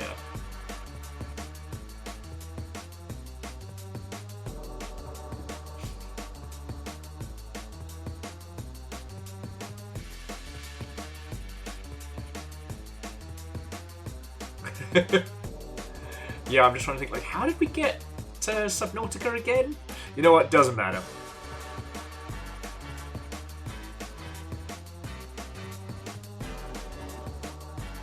No, sorry, I can understand what you mean. Me being a talker definitely helped with Subnautica, because I would spend so much time in the base just going blip, blip, blip, blip, blip, blip, blip, blip, blip, blip, blip, blip, blip. Oh, it was Dave's fault. Dave, how could you do this? I can't believe you've done this. Sorry. I don't know where I'm going with this. Can make myself Sarnie in a bit.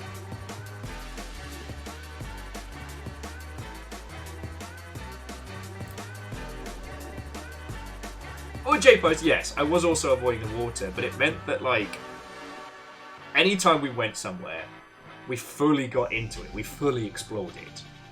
You know, once we actually got through all the nonsense to get there, right? And the other thing being, like, I've seen people go through Subnautica on their first playthrough at, like, breakneck speed, because if you're not afraid of the depths, then you're basically just, you know, unstoppable undersea disaster on a sea glide.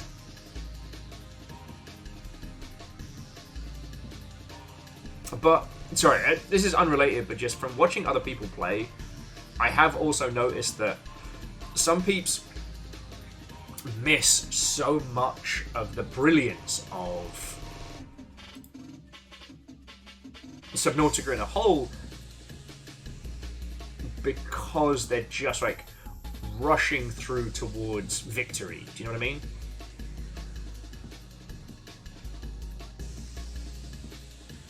You know, I think the fear is a good pacing element, even though for a lot of people it can be a bit of a game changer.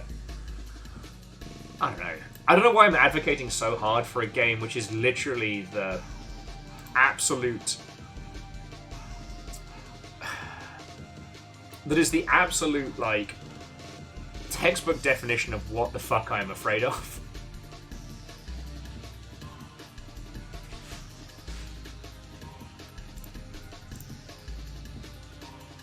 But yeah, if you haven't played Subnautica, you deserve it. Okie dokie. Sorry, before I careen any further off into conversation, let's get Gearbits started. Let's get some video games going.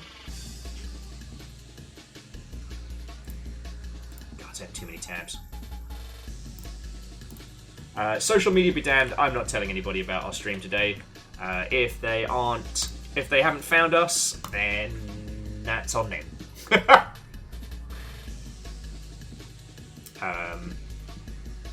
But I will say, and I forget who brought it up, but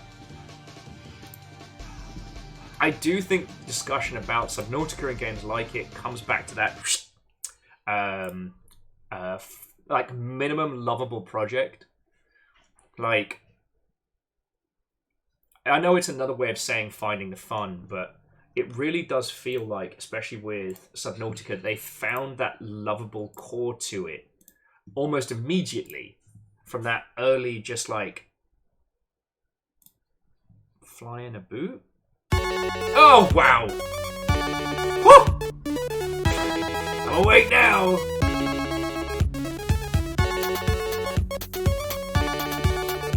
The bleep bloops send their regards! Fucking hell!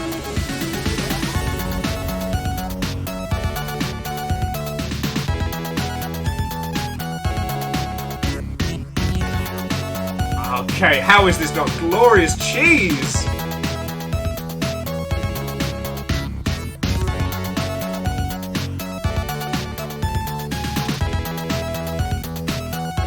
I'm loving this.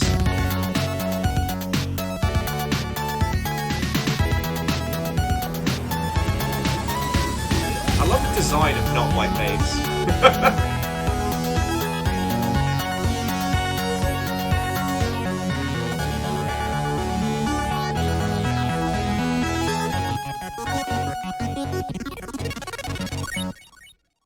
Fucking love it.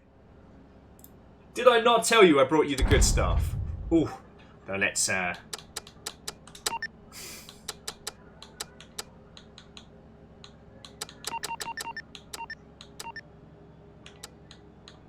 we go. Alright.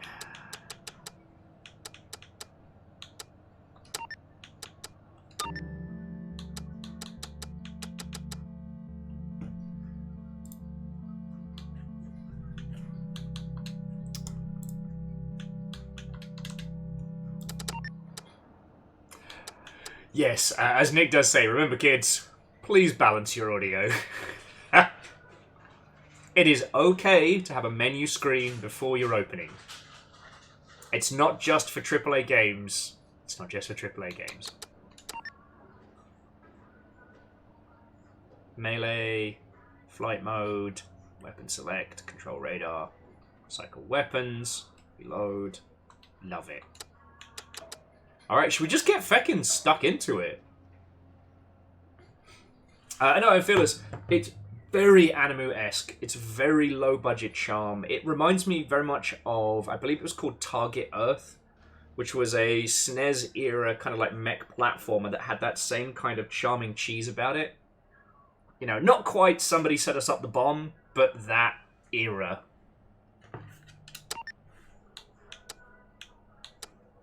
Alright.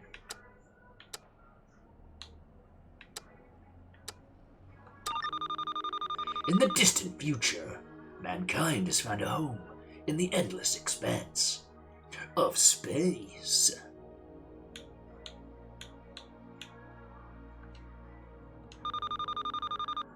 Humanity now lives on countless colonies established throughout the universe.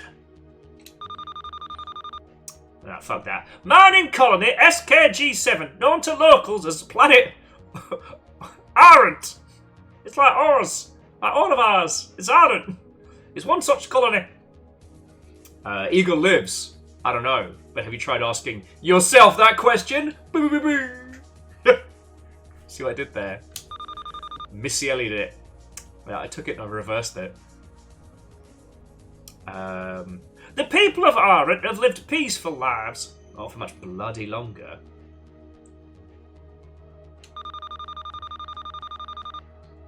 Yes, Assault Suit Leon's outside of North America and is part of the Assault Suit series, which I believe has a bunch of different intros. Alright, we've got rich man and industry. Everyday lives. Our peaceful lives are about to come to an end. We got fucking bugs! Ah, shit! We got bed bugs! The only way we can handle this. Gigantic robots. Sir, there are many ways we can handle this situation that don't involve giant robots. You shut your whole mouth. Send in the robots. Ooh. A giant nest of a hive spires began to form.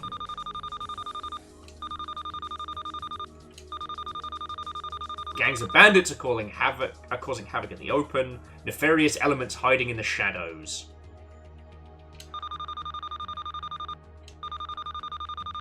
Oh, a distress call has been sent, and I guess that's us. Okay.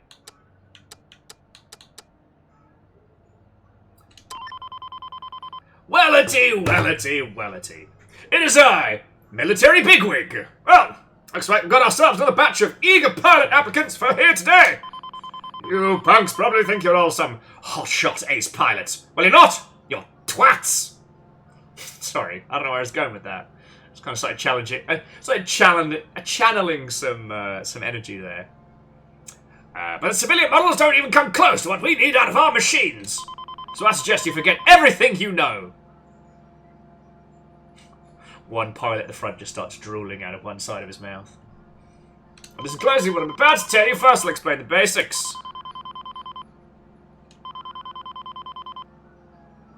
Oh, blah-de-blah, Captain, we know what we're doing. Alright, so what have we got? We've got a choice between the GBO-1, a reliable machine for any situation. Thruster capacity and armor is balanced well. Coolant type radiator. A mining GB that was converted into a fighting machine. Impressive carry capacity, armor, but very limited thrust. What's more important, friends?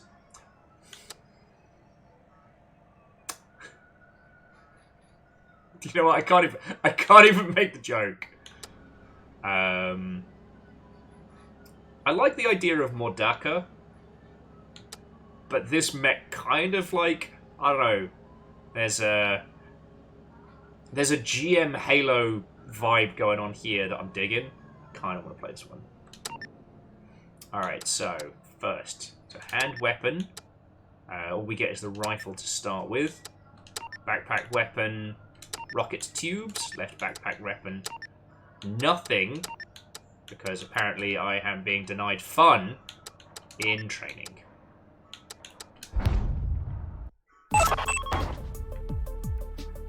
Ooh. Feckin' wee. Judge. Ooh.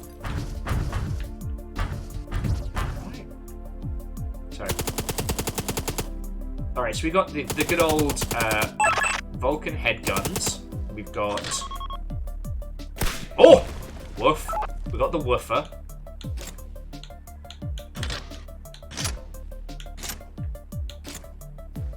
Okay, and then we've got our... Oh! Impact rifle.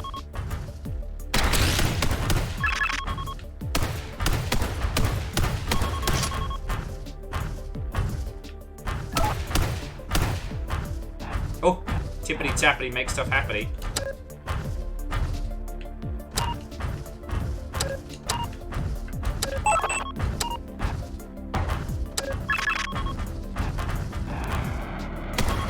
Well, that's cool. So basically you toggle between kind of skating and this little like jetpack hippity-hop. Just a reminder, a one bird can't make a pun, but two can. I am a respected mech pilot. I do not have to put up with that terrible nonsense.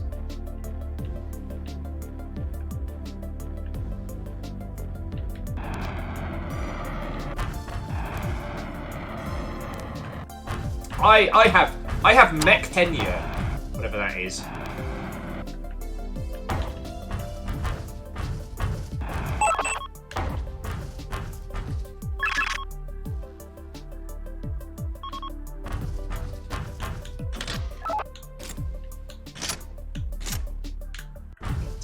Lizzie, thank you for 500 bits. That is $5 to keeping us alive. We're very grateful, but thank you for that joke.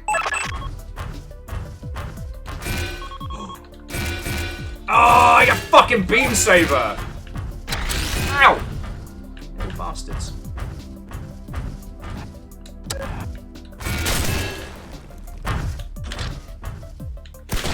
Ah! Get fucked.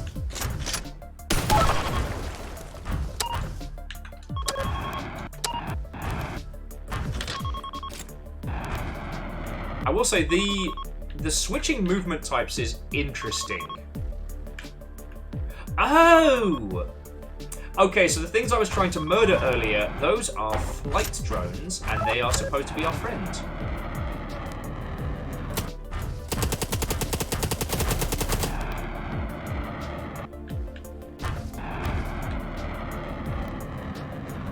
So I wasn't supposed to destroy them. I was supposed to let them heal me and help me, instead of trying to gun them down. Little friend! Oh, I love that.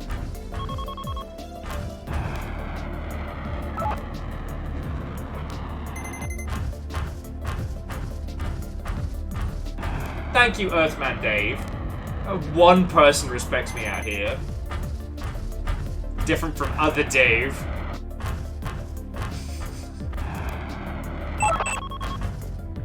Alright, walk up to a crate.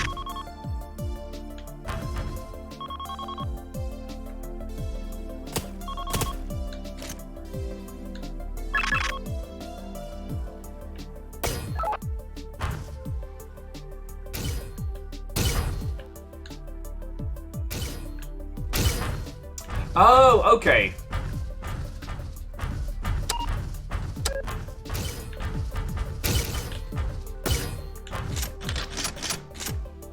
Sorry, it's showing us how we can pick up and drop things, which is a thing.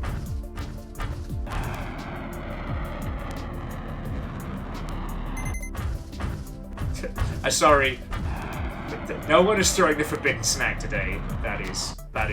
Oh, what's happening?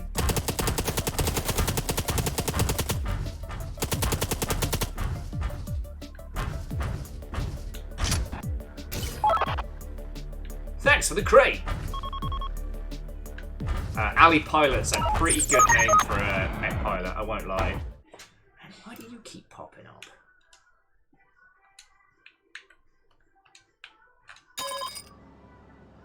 Welcome back! Alright.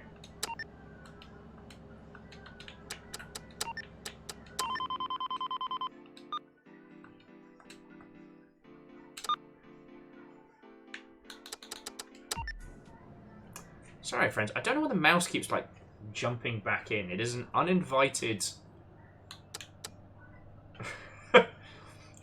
well, okay. I wasn't nervous, sorry. Now I am. Phil, yes, the character's name is just Military Bigwig.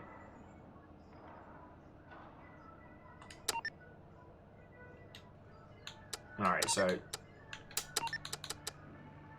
Transfer of orders. Escort the convoy across the desert. Yes! Alright, blah blah blah. Military bigwig. I'm a giant robot pilot. I don't have to listen to other people.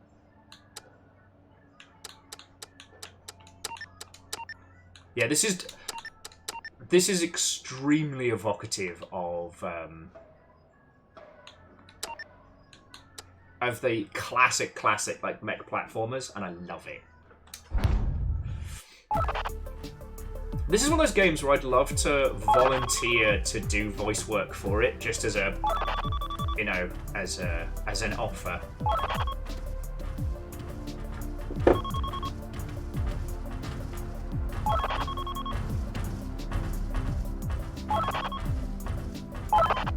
I'm not sorry. I'm not challenging anybody. It's just. So, like I said, it's not a popcorn day.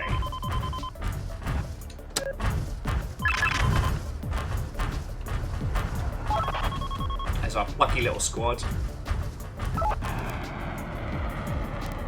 Yes, there is no fishing. That's why we call it the forbidden snack. So what are you? Ah, so those would be heals and repairs.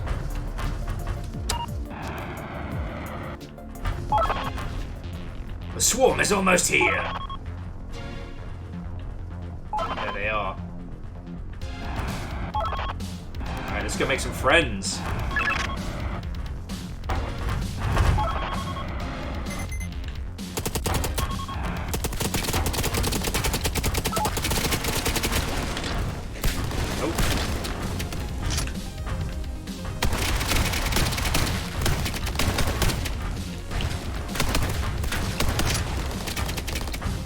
Apparently these bugs eat health friendos, so I think our squad mates are not having a very good time with this. Nope. Oh, you bastards!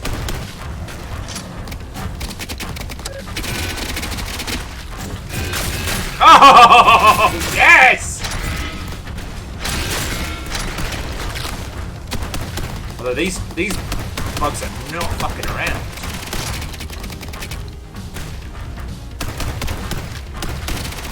Varbles, for those of you that know the EDF anthem, now is the time. Wham, wham! I will say, now I'm starting to get the movement down pat, it is fun.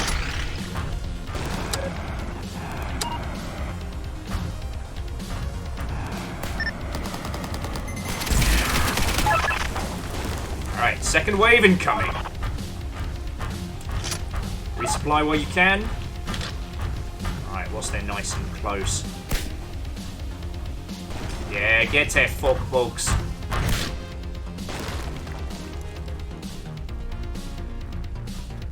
Get there, fuck!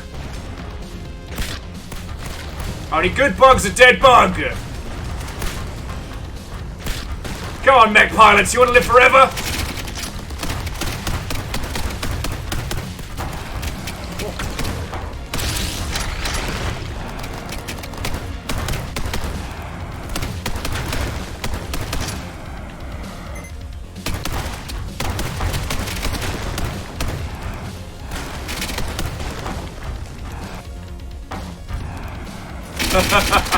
Damn step, how goes?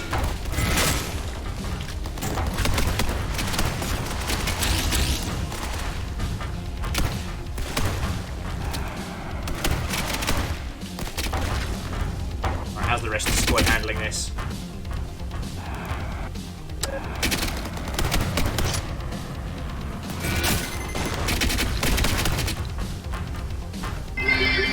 Hey! Sings love to save our Mother Earth from any alien attack. The vicious giant insects will once again come back. We'll cut down all their forces. We won't cut them any slack. EDF deploys. The EDF deploys. All enemies destroyed. The way is clear. Get moving before any more show up.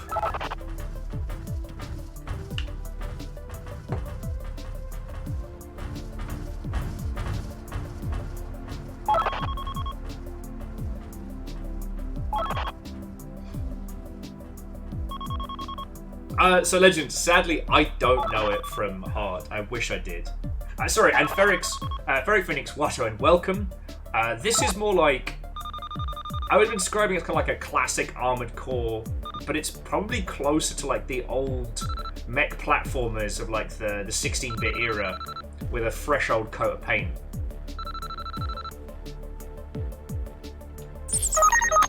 Mission complete.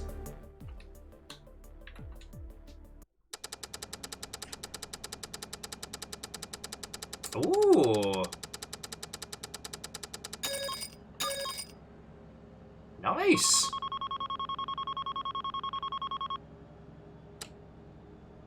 All right. So with that one. Next up is Blue Harvest. Let's go! Yeah, blah, blah, blah. Bugs bad. Alright, so... I'm liking the rifle. Pea shooter.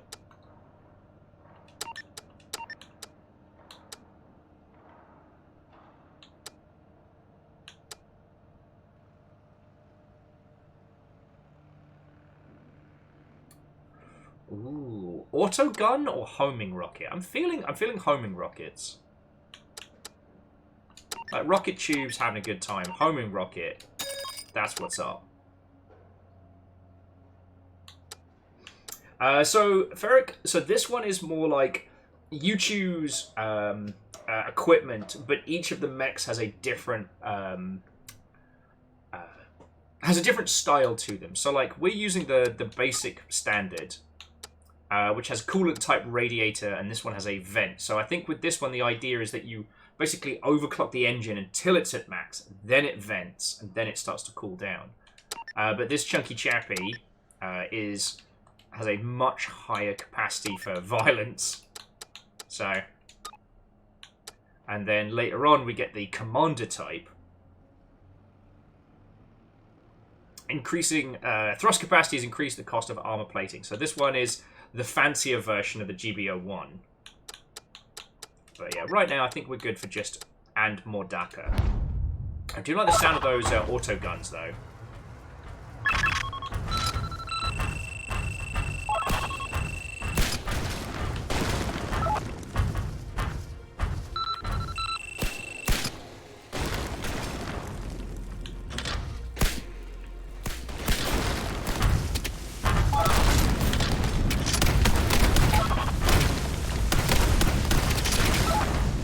Oh shit! That's what I get for not reading the mission briefing.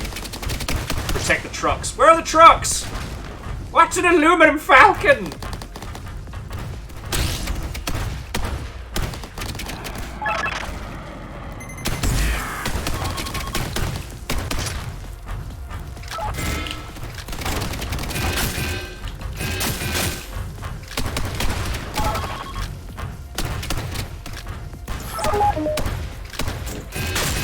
Okay, maybe I should have been paying attention.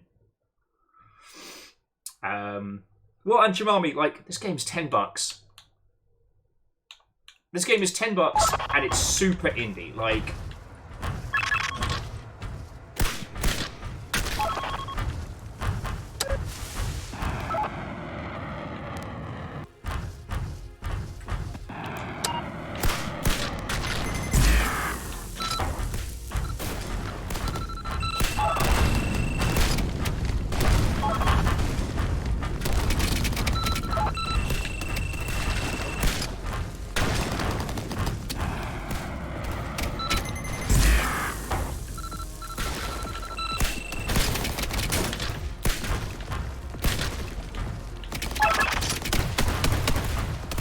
what the fuck do you think I'm doing, bastard?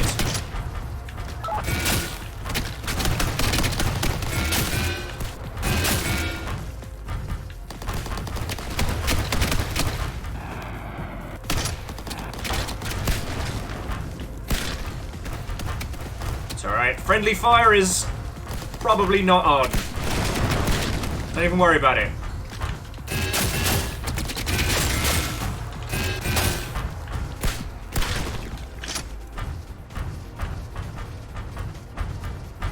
See, the rest of my team is staying with the convoy, leaving me to the heavy lifting. Now, honestly, like, this feels like a...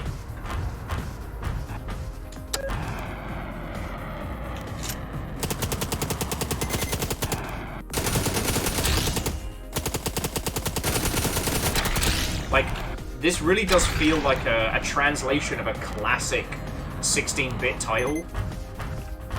It's the vibe it's going for, it's the flavor, like, it is all good.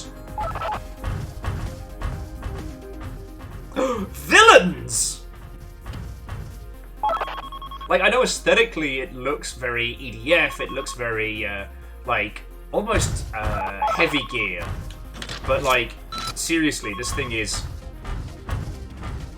Alright. That's the best way I can describe it. Oh! He's not going to be in Gearbits too.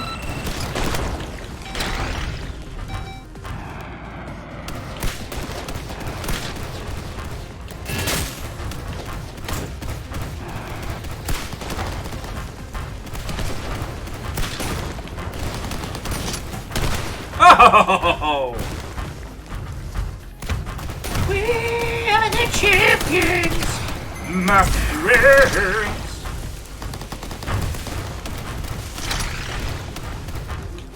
This isn't my proverbial first giant rodeo. Tough bastard, aren't you?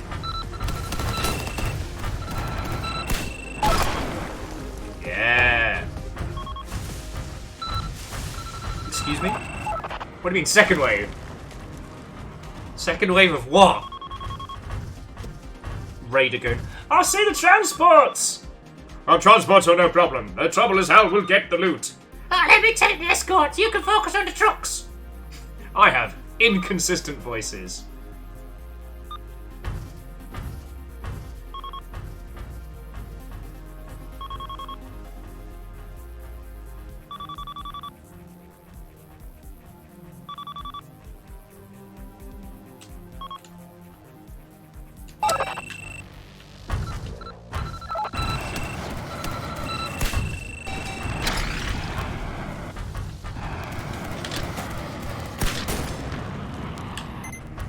Oh, we got ourselves a duel.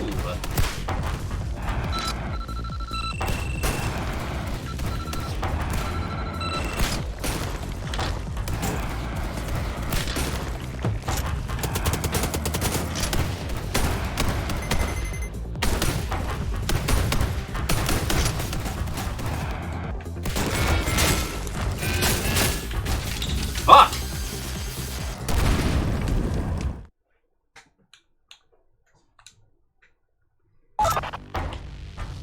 That bloody felt weighty.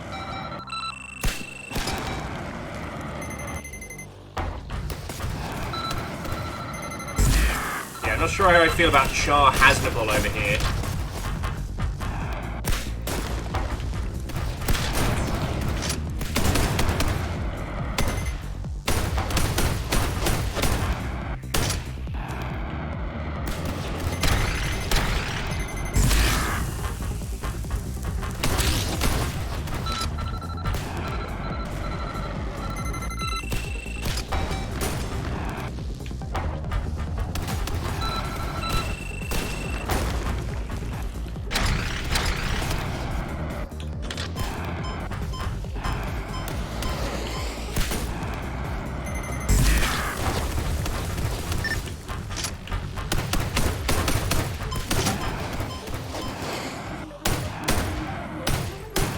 Actually got to pay attention.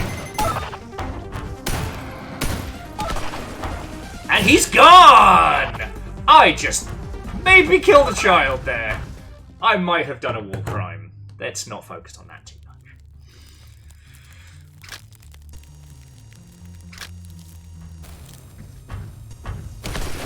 What the fuck?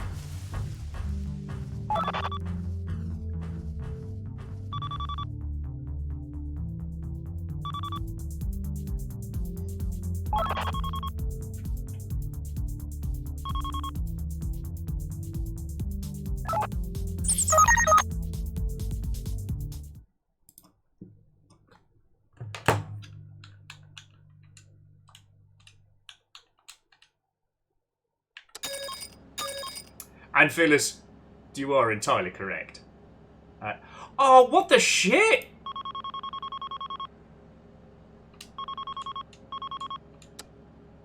Ah, that is shenanigans.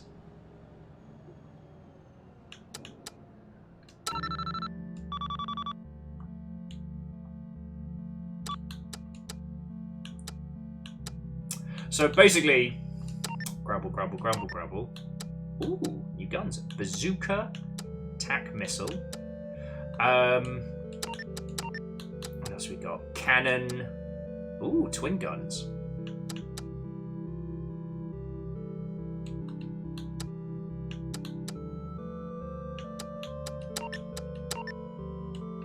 you can restart from checkpoint, but you don't keep the kills. So if you want to get the maximum score, you have to play the whole mission through and survive. If you just want to progress, that's how you got to do it. Alright, so first things first. Let's get some Dakar. Some direct fire Dakar, right?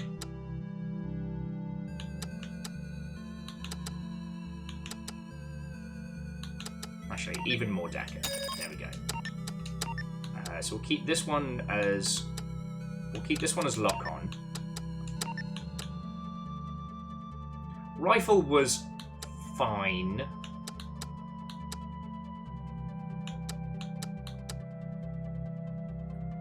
I'm kind of in two minds as to mixing this up.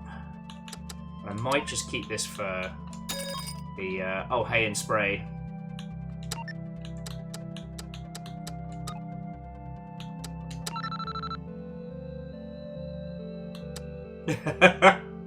When your hit matrix exceeds mine, then you may pick the music.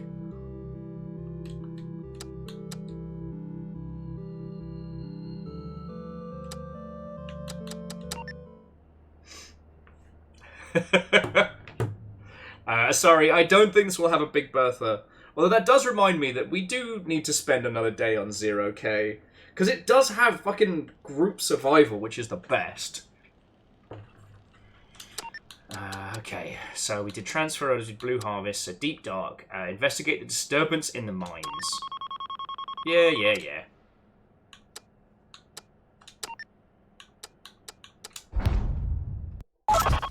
Although I feel like going back to that previous area and giving it a good old... Oh! Love to see it. Like, the anims are simple and chunky and they feel fucking great. Like, you can't say fairer than that.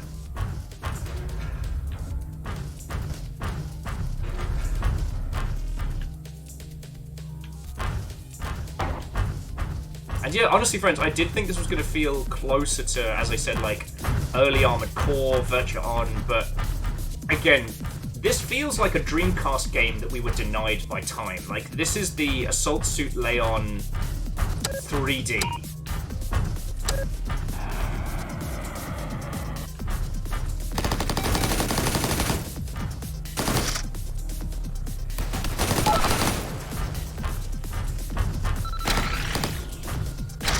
They have robo-bugs, but...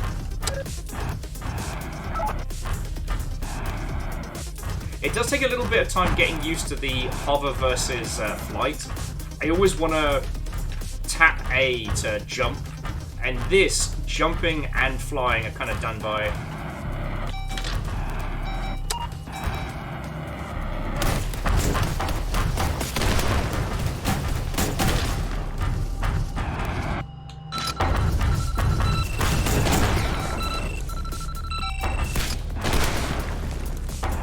And I will say, like, the bite-sized nature of this, especially the levels,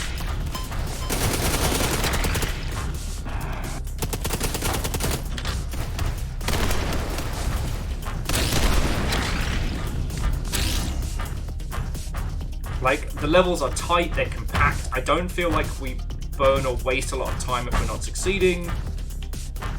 God, it just... If you told me this was a Dreamcast game never released, I would absolutely believe you.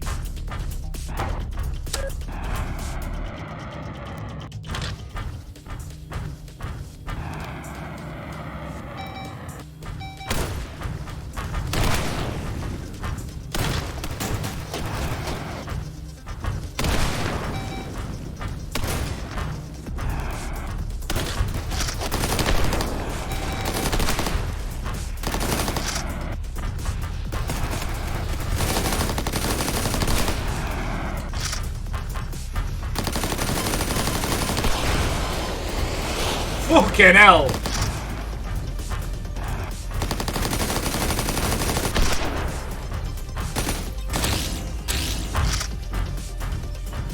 Whew. That got spicy.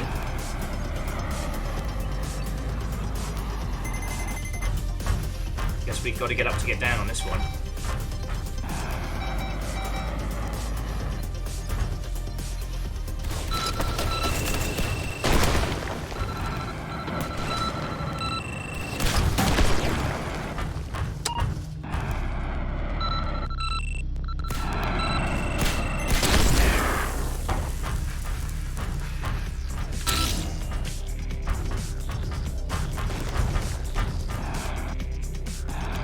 Oh, you know, Earthman Dave, the animation on this is gorgeous.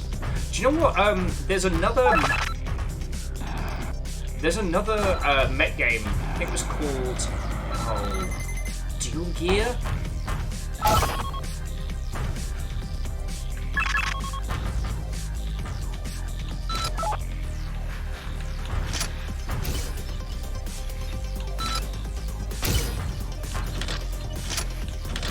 Ah, okay. So the quirk with picking up mission items is they take up one of your shoulder weapon slots. So it's like if you want the rewards, you've got to. I get it now. Yeah, no, it was called Dual Gear. That was it, and it was supposed to be kind of like a spiritual successor to, I guess, Armored Core and Front Mission. And a lot of the. A lot of the classic kind of like robo-tactics games.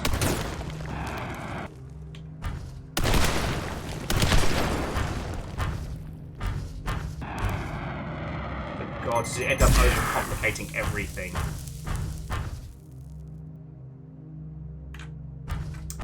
So Nick says between cheesy single-player mech campaign versus multiplayer shenanigans with mechs and friends, which do folks pick? That is an interesting question.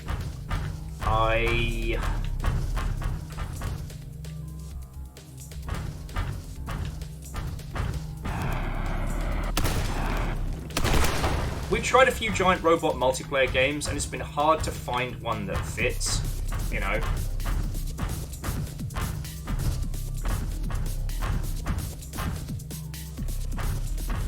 Or, I mean, so Nick, are we talking from like a, what would we create, what do we enjoy, or are we talking about like titles that exist, you know?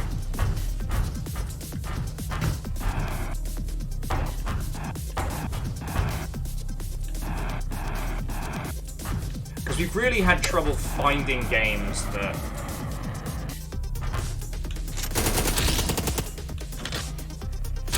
We've really had trouble finding good multiplayer mech games that we can all enjoy. Which, I mean, shouldn't be the case, but...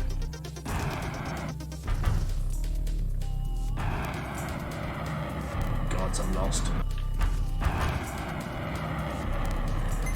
Now this is like traditional games. I'm exceedingly lost. In an ideal environment, I would prefer... I guess like long-form deployment. Co-op with friends is definitely a banger. It's harder to do it with stuff like... As I'm sure you understand, with, oh, you bastard.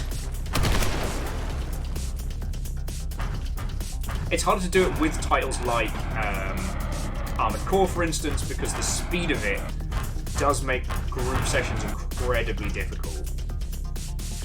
But what we found with MechWarrior Online, and I guess to an extent MechWarrior 5, is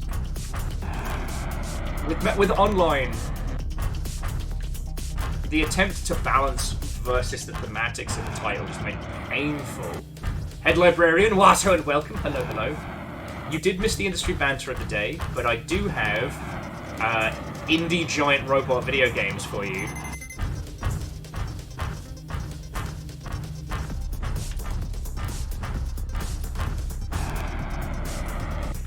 MechWarrior 5 Mercenaries definitely got better with story, but unless you were playing with people who are really willing to invest in the heart of it, it's very hard. Oh, I'm out of ammo.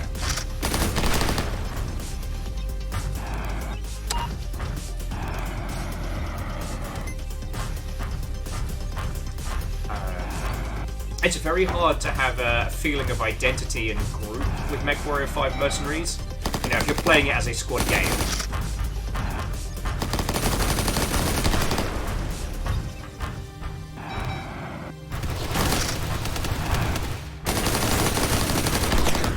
Drones are mean.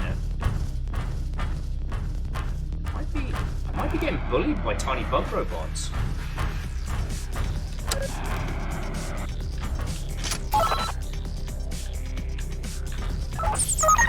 Woohoo! First time every time. Except for that time it wasn't. Sorry, Nick, that was not a good explanation or answer to your question.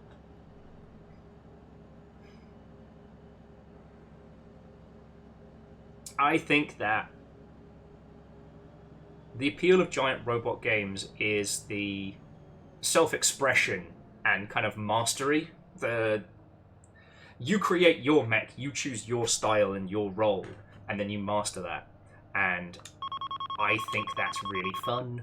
I think that's one of those kind of like styles of game that really shines when you get to share that with friendos.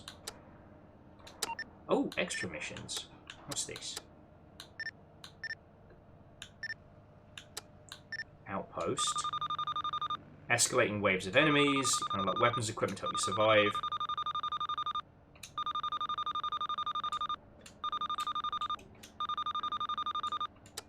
Fuck yeah.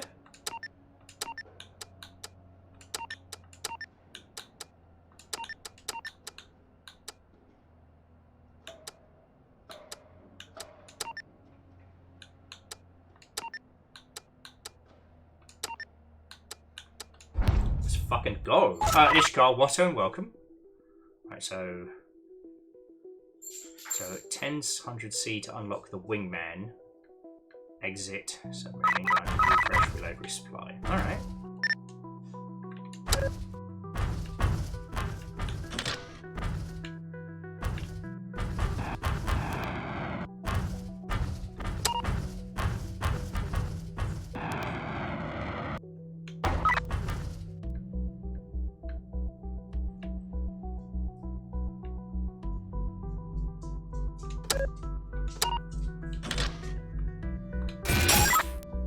Okay, exit to start.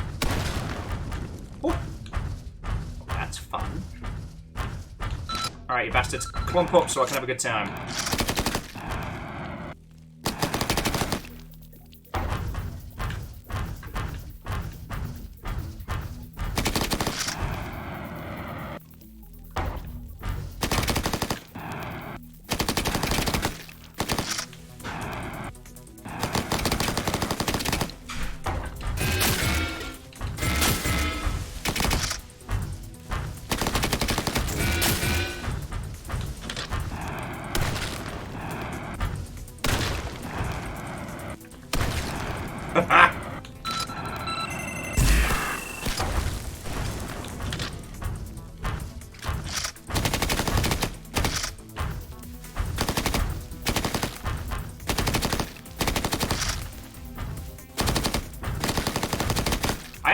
As to the equipment that we unlock, whether or not that's stuff that we'll be using just for this kind of like wave-based multiplayer or otherwise. Ooh, I do like that. Alright, so this time around they're offering us an airstrike gun, Gatling gun. So homing we got. Fuck it, let's try the Gatling gun.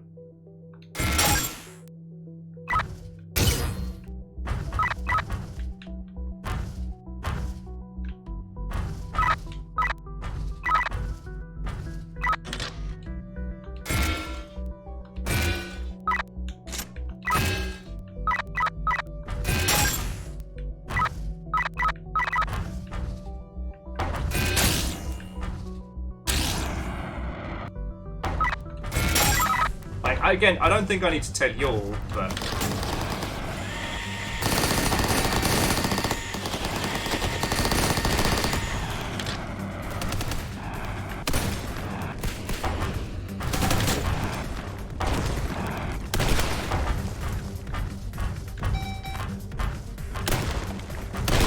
Oh, that's a twofer. Sorry, I said I don't need to tell you all that, like, this is doing a great job in terms of its, again, economy of art as an indie game.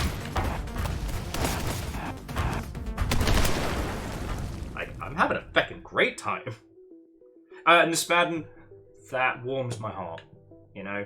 I was talking about it earlier, and how sometimes, very rarely, but sometimes I do lament that the Longship is still such a small force, because I want to be able to help games like this succeed.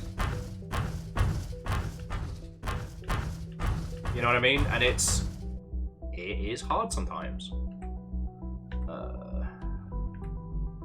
The Teenage Mutant Ninja Turtles, Hey! our 4 reptilian heroes, have overcome the Arc villain Shredder.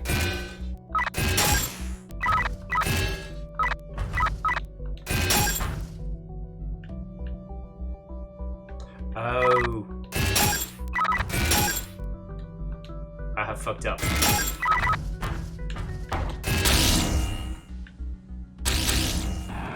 I'm so sorry. So, J-Post, heckin' thank you. You managed to get Raven Daydreaming,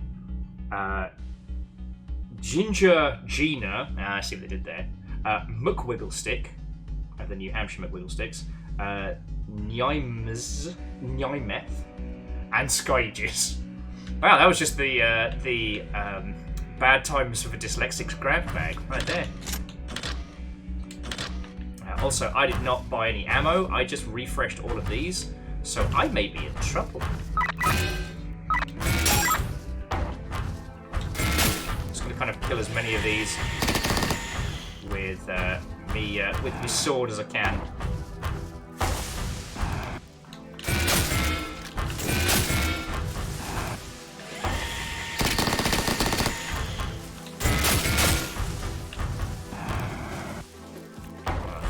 If I kite them around enough, I do have a couple of shells left for the big bada boom.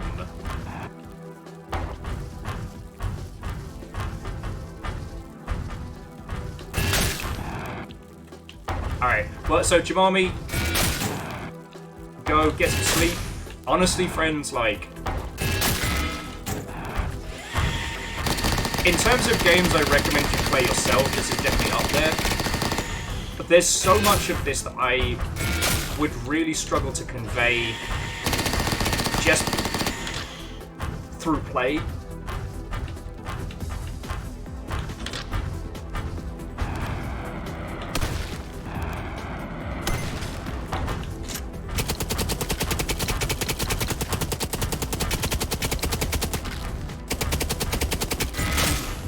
I do like the fact that you always have your little head Vulcans. Like, you're always geared up. Okay, so laser rifle, beam cannon, twin gun. So we want resupply. And there. Let's see how much that gets us.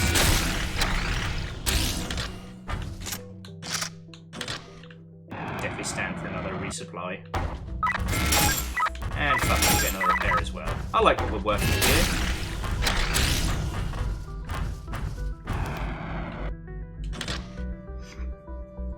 Yeah, Gearbits, fists don't need reloading. Unless you're Henry Cavill, in which case...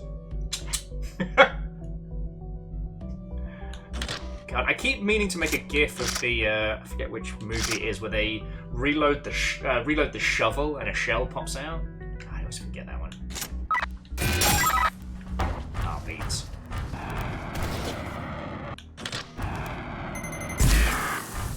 There is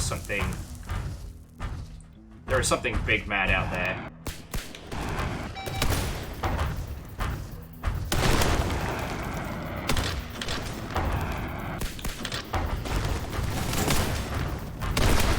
Me and my direct fire weapons of awesomeness. Oh, it's a radar jammer!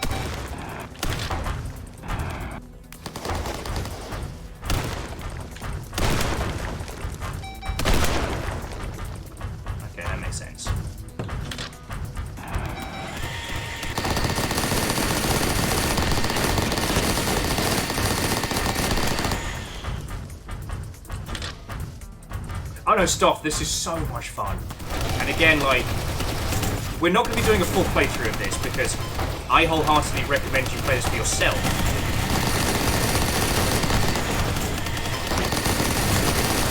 It's nice putting this thing through its paces. And hot damn, it's fun.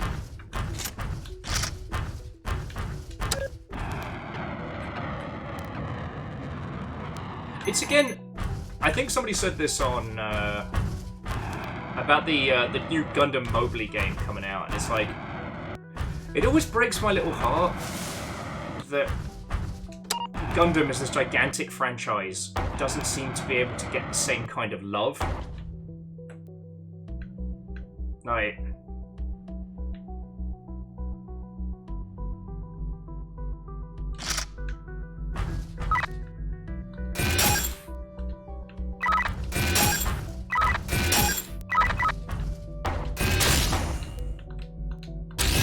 as someone who's been a Gundam fan for a very long time, you know, it's, I wouldn't say heartbreaking, but it's sometimes hard to play stuff like this and know that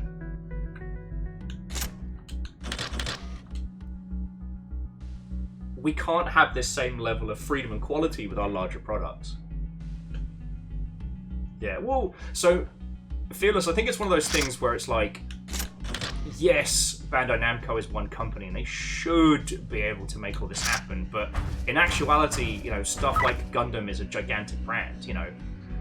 I haven't checked the 2023 rankings, but last I looked, like, Gundam outdoes huge franchises.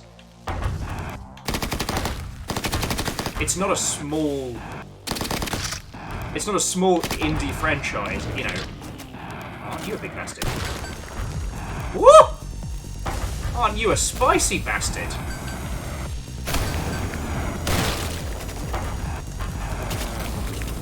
Excuse me?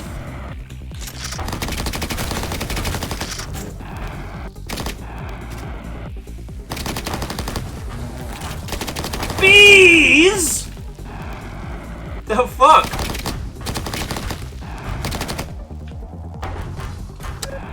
See if we can kind of lower them into a bottleneck.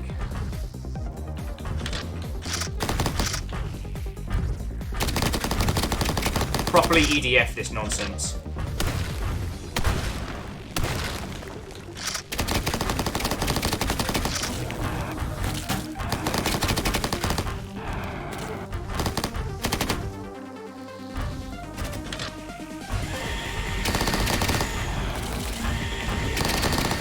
Guess I'll have to be more careful from now on.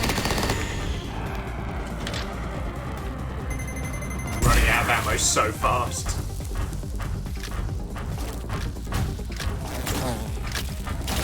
Ah, beans. Ah, well.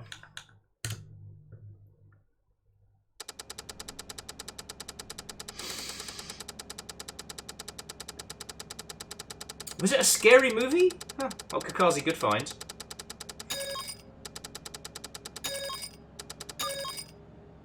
Ooh. But we did make enough cash to buy a new mech, so... I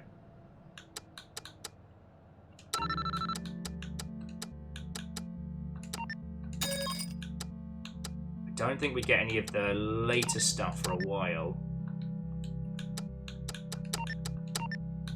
And sadly, things unlocked in that last mode don't. But Scary Movie 3, okay. It's like I've seen that before.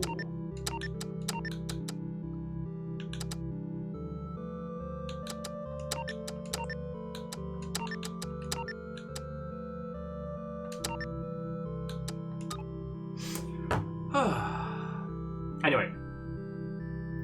Well, so Orchard's, you're right.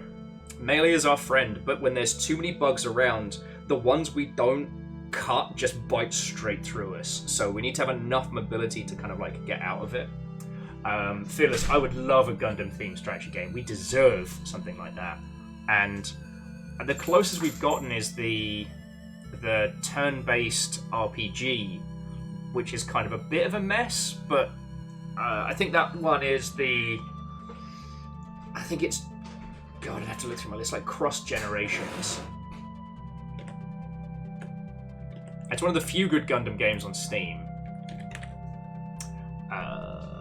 SD Gundam G Generation Cross Race. You know, that old chestnut.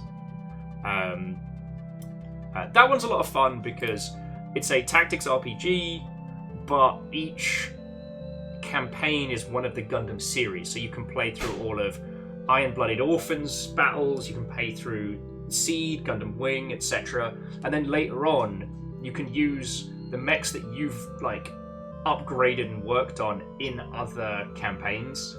So, you can take Red Astray through IBO, or, bring the Barbatus through Gundam Wing. Which, you know what, it's fun. It's just, like, it came out 2019, and it feels like it was still the design philosophy of, 2010. It's very old, very menu-heavy. And I think this comes from the fact that Gundam being such a huge franchise means there's such a huge sign-off process on anything they do, right?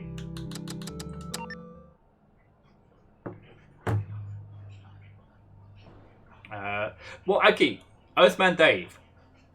A mech game where you just handle the logistics and watch the mech fights unfurl would be awesome. There was an Armored Core manager back on the PSP that was weird, but had the start of something awesome. Like, I always liked the idea of something that was a blend of like a logistics and planning game and Mech Commander.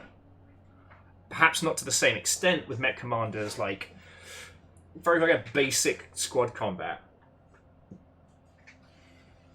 I feel as I did play the Dynasty Warriors Gundam games, and they are fine.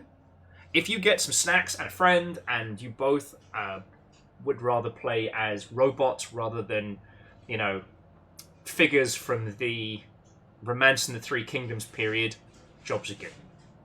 But unfortunately, as a friend of mine who is much more versed in the Dynasty Warriors franchise pointed out, that unfortunately, it does boil down to XXY, or if you're being spicy, XYY, for 5 hours, and occasionally using your super. It's not... The combat system is 2 buttons, and those 2 buttons do 2 things. But that's why I think that with Gundam we get these very, very bland titles. It's, again, because of the cost, because of the approval process. Dynasty Warriors is already a very well-established franchise, especially in Japan. So doing a crossover like that, that's quite simple. I think of all the games we've gotten recently, Gundam Evolution's probably the closest thing we've gotten to a fresh idea. And that's, what if Overwatch but Gundam? And that was fine. Also, Sky just ended up being the Jarl. Fascinating. But yeah,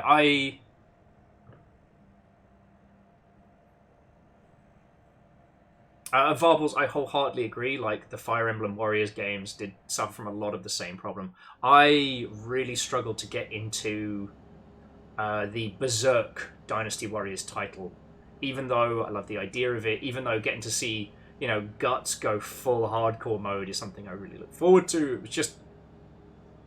I couldn't get through hours upon hours of XXY, XYY.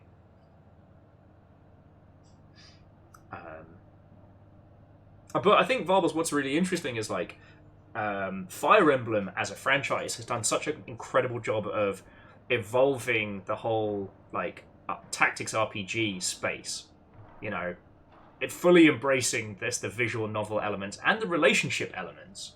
Whereas when I tell you that G Gundam game is old, it is old. It feels like those early Fire Emblem knockoff type PC games that we got 1,000 years ago.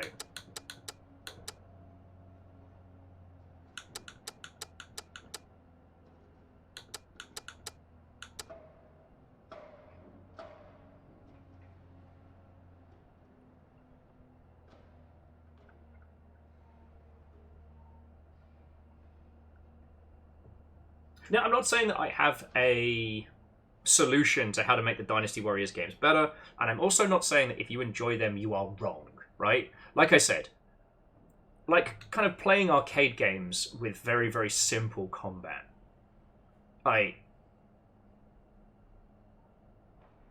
with friends, hanging out together and doing cool shit, those games are amazing. You know, actually, one of the interesting things was finally sitting down to play the Dungeons and Dragons arcade game proper, like as an adult, and realizing that it was way more complicated than I was prepared for. It was kind of awesome, but like, you know, when it comes to arcade titles, people want a kind of a simple, like, let's go! And that's fine. It's just, there isn't anything more outside of that, like, playing with friends. Do you know what I mean? And Fearless, I played far too much of Endless Duel. The sprite work on that was awesome. Sadly, as much as I love the idea of it, the G Gundam fighting game is not good. And yes, I have played it.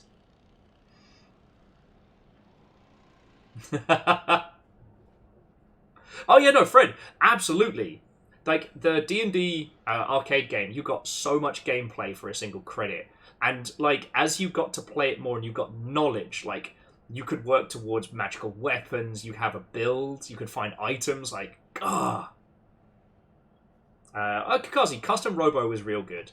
I always put Custom Robo and Gacha Force in the same space, because Gacha Force isn't primarily a robot game, but the end game meta is all about mechs, including ones that combine, which is awesome. No, well, so Fearless, by today's standards, G Gundam is a fumble. At the time, you know, this was when, like, Street Fighter was breaking headlines, but everyone was pumping out just, like, quick turnaround fighting games. G Gundam was in that space. Like, you know, it's up there with, like, World Warriors and... oh, God, what was the other one? Maybe not quite Eternal Champions, but similar to Eternal Champions.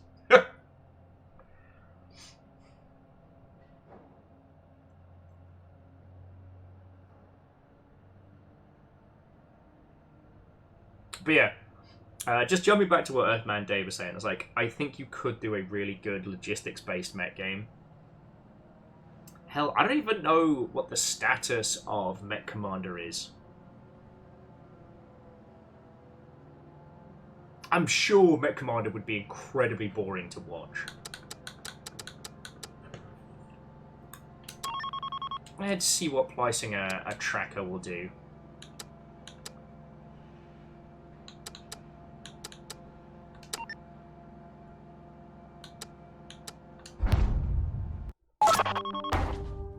Yeah, so Fearless, I don't know...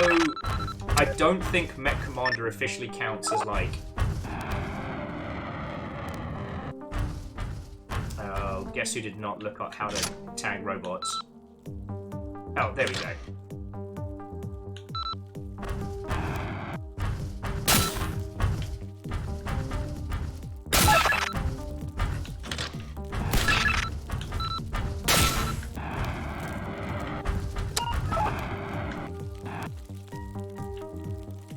Okay, so we have to spray it first.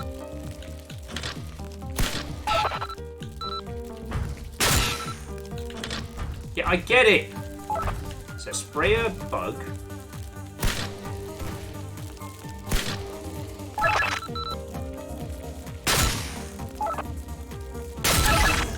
Alright, that's one bug tagged. Oh, I forget your buggers can't climb. Oh, this is easy.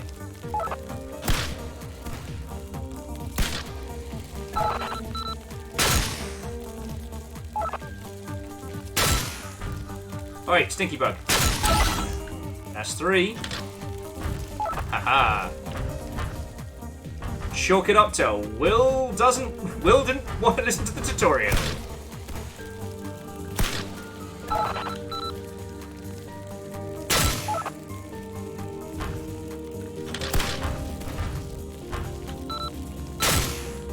Stinky Bug.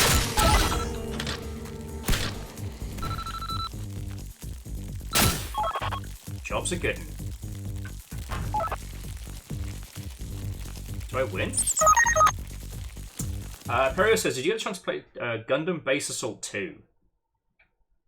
Oh, God, I'm trying to remember which one that was. Because we did the Gundam Maxi Boost... The Alrighty, let's steal some valuable materials. Also, Perios. What? Oh, and welcome! Oh, what's this?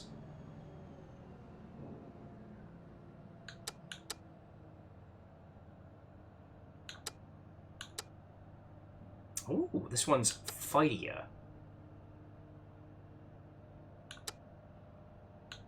Oh yeah, I'm gonna keep this one for now.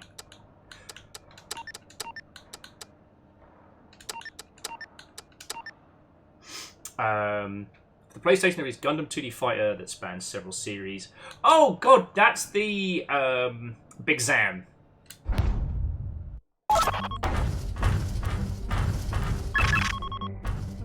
Now, Lost Flowers. It's not impossible to think that we might get something that's, like, for all intents and purposes, a Gundam FromSoft game, because the two things that stand in the way of good mech games are, good Gundam games are, one, Japanese companies don't like dealing with international companies. Semi-understandable.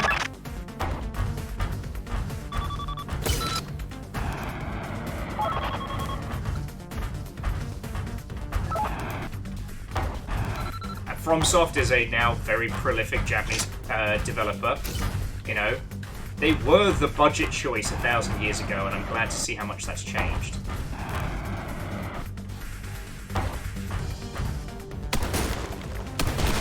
Ha! Fuck that guy.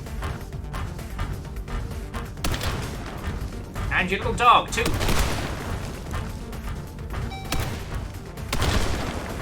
Ah!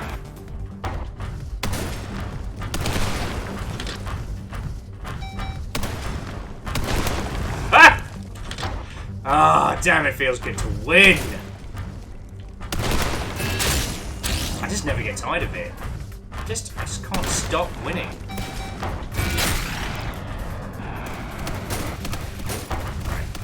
You kids handle that. I need to...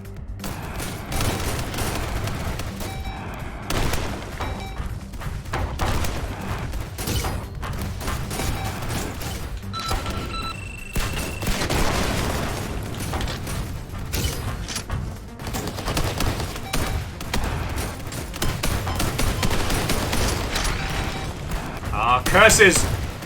My hubris! Go back to that thought in just a second.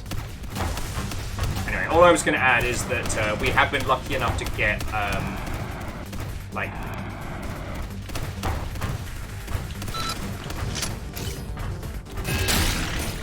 FromSoft doing mech management games, which I might be the only person who desperately wants that, but that's okay too.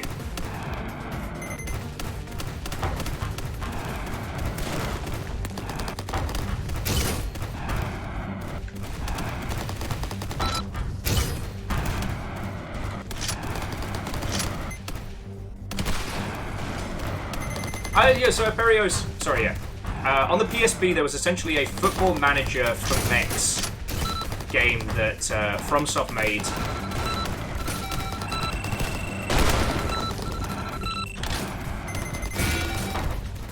And you know what? It was heckin' good. You had to be a certain kind of mech nerd to enjoy it, though. I won't lie.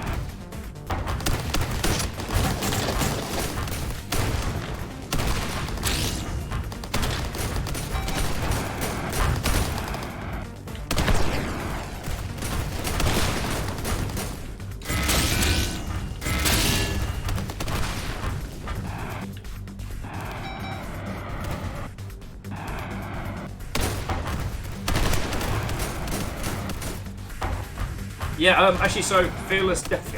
Everybody's fearless today. Perios, once I get through this glorious cacophony of violence, I'll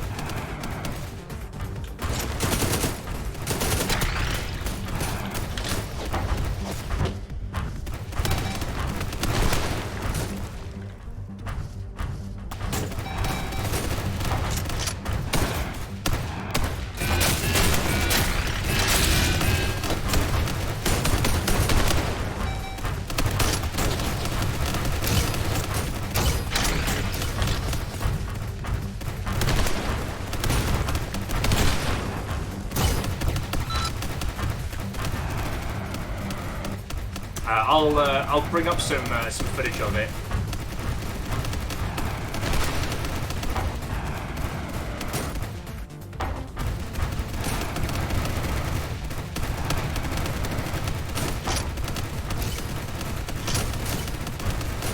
It's one more container and then jobs again.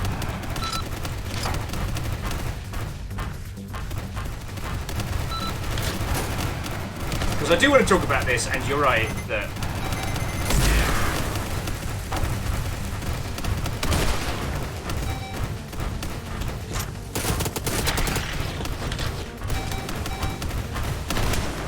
Yeah, it's air fork.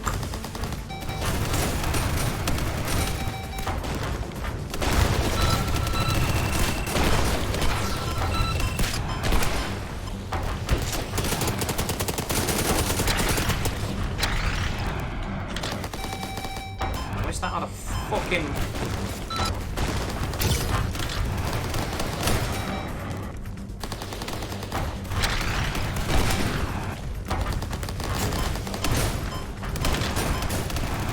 I actually have to pay attention to this game.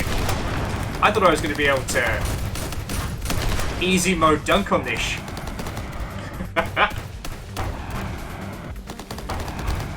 Perios, you got to get some Witch from Mercury in your system. Alright, transports can't escape, eliminate all enemy forces. Oh, fucking course.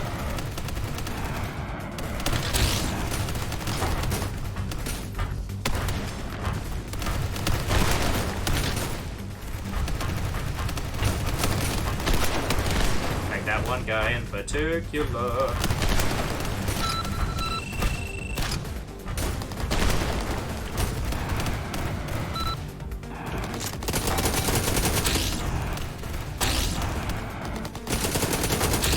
Head librarian. I'm shocked and surprised by this turn of events. Shocked and surprised.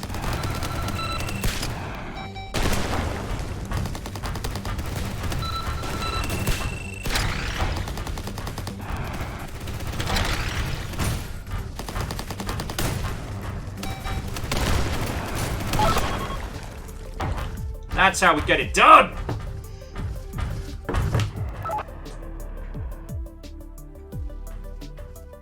So yeah, Barrios, I will say, without spoiling anything, Witch from Mercury earns all its weird and wild designs. Gundam Wing is a soap opera that has mech battles in it. It is ridiculous and campy and beautiful and fucking weird and excellent and dumb. It's all of it together. G Gundam is pure cheese. And we love that. Iron-Blooded Orphans is probably one of the heaviest, and 8MS Team is the most, like, what-if military nonsense. He's still talking. Okay.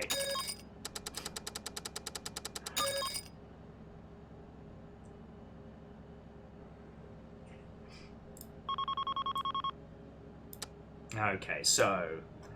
it was called Armored Core Formula Front. Let's see if there's a trailer on YouTube. No. No. God.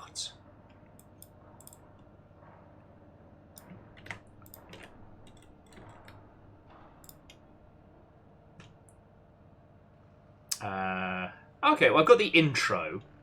So let's pop this over here. Main screen online. So check this out. So for those of you who didn't see, this was a PSP only Armored Core manager. You build the mechs, you put the teams together, and then you have the different teams fight it out. So Fern, congratulations on the promotion, you feckin' ledge. Yeah, come enjoy some mech banter and some indie-flavoured nonsense.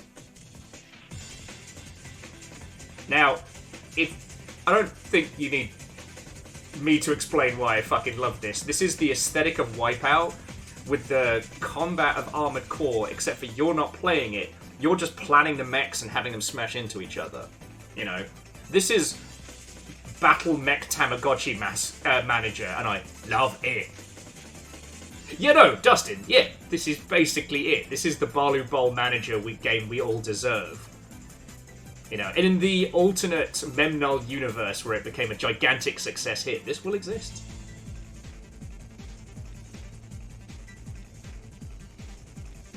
But, like, look at this. It's just dripping with style. Now, I believe this takes place in the same timeline as Ninebreaker, but don't quote me on that.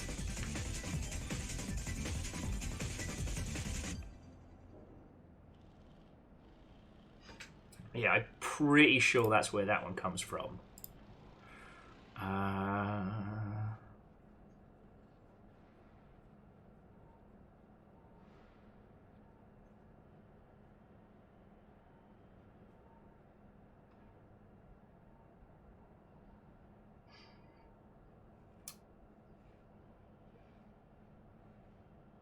No, I don't think there's anything else to be showing you. Ugh. Sorry about that.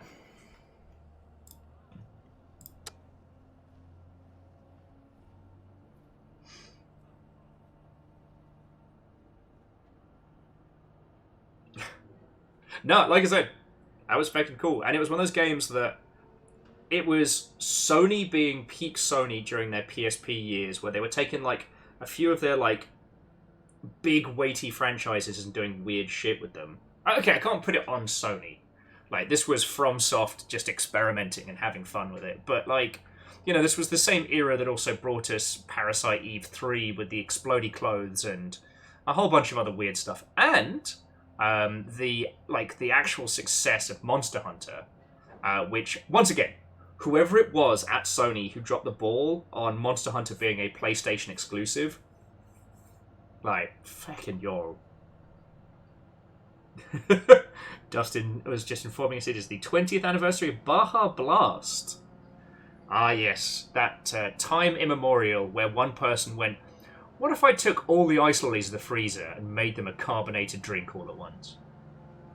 Yeah, Fearless, Metal Gear Acid, turn-based tactical deck builder, which was fucking wild and came with a VR cardboard attachment. And then, of course, the brilliant Peace Walker. Barriers with Monster Hunter. Success. I don't know about that. Wow. And Fern, and I guess Angel Clean as well. The only thing I've seen in the world of crochet that looks awesome is that you can get this ring that looks like a gnarly blade, like vampire accessory, but it's an additional hook for crochet, and it looks like the coolest shit ever.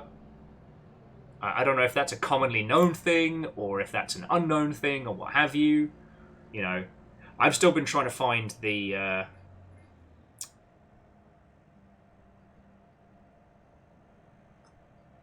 I've still been trying to find some weird Gundam accessories as well. Oh, so it's called a tension ring. Okay, fucking cool. And sorry at the there. On the recommended videos, Asmongold showed up. And I have gone from being indifferently annoyed at that gentleman's existence to genuinely disliking him. So, I hope he shits himself loudly on a 12-hour flight. Sorry. Okay. 1,000 years ago... sorry. Asmongold, if you've never heard of him, don't worry, you've missed fucking nothing. If you've seen the Paratext in Video Games video, Dan Olsen covers a little bit about how, you know, there are people who make industries, who have made a living about being mad at World of Warcraft, and Asmongold is the largest of those. During the Wizard game nonsense earlier in the year, he kind of shat on me a bit, but I mean, fuck it. By that point, I was aware it was happening. I didn't give a fuck. And, you know, apparently the gentleman has alternated from being mad at World of Warcraft to just being mad at anyone. Doing one of those, like, drama reaction videos is his bread and butter now. Fine, okay. But he did shit on a friend of ours, our good buddy Joe Cat. And again, I'm not going to start shit, because we will not win. We are outnumbered, unfortunately. But I will remember this. And at some point, the industry... the industry will have its chance. And... Oh! Sorry, Fern just sent a picture of their tension ring. That looks fucking cool.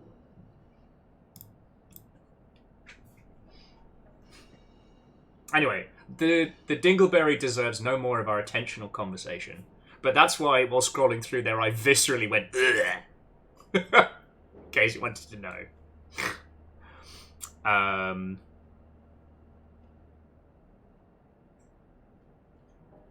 Yeah, well, so Fearless, unfortunately, we're not the brawlers of the industry. We are the swords in the dark.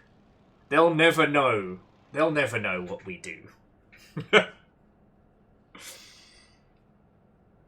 They'll never know. But yes, we protect Joe Cat in this house. You know, I don't know. Sorry, I was saying to Fiona yesterday, it's like, I really wish I could do more to help them. And, you know, I don't know what I can do.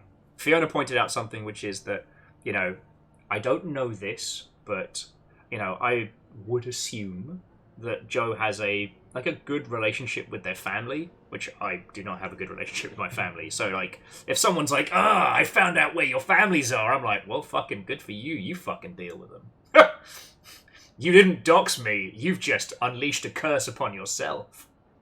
You know? Oh, and Fern, like, also, big agree, there are documents. It's a whole thing. But, I don't know. I can understand that, like, you know, the amount of stress and pressure and bullshit that just got put on Joe. It's completely understandable. And, like, I hope they'll be able to, you know, play video games and live and just, you know... I hope they get to the point where they can enjoy, again, the things they put out into the world. Because, like, obviously I can't relate. I've never been internet famous. I've been infamous. I have been notable. But I have never been internet famous, so I can only extrapolate. But I do know what it's like to put your heart and soul into something and then never want to see it again. Like, you need time away from it before you're ready to go back to it, you know, before you can see the good again. It was ages before I could look at a lot of old games I'd been involved with and just appreciate my contributions and that I enjoyed that. Like, Total War was a weird one because I always enjoyed playing the games, but, you know, I didn't have a bad time at CA, but there were some times, and they were a lot. You know, I've talked to you all about this, you know. When we did, like, the 10th anniversary of Rome 2, it was just, like, that campaign was hardcore, and at the end of it, I was burnt out and broken, and the game released, and it was not well received. That one, I couldn't even fucking look at Rome 2 for years. I was so mad. I felt like I'd been, you know, sent out by my higher-ups to die, and I think anyone who's worked in community management has had a similar feeling, you know. But, I don't know. Well, I wouldn't say time heals all wounds. I now feel very proud about the games I've been involved with. I'm proud of what I did on Rome, and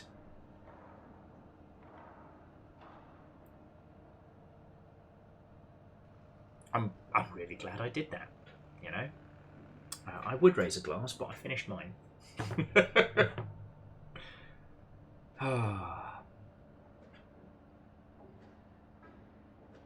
Yeah, and Fern, you are right. Like, it is very, very hard knowing that there are active bad people in the games industry and that there isn't anything to be doing about it. I often describe myself as a realist, but despite that, I do have a very overpronounced sense of justice, and there are quite a few people that are very, very bad that continue to persist. But I just have to remember that, unstrategically swinging a half brick and a sock doesn't hurt them, just makes me look like I'm a lunatic, or that I have old grudges, or that I'm some kind of, spiteful drama farmer.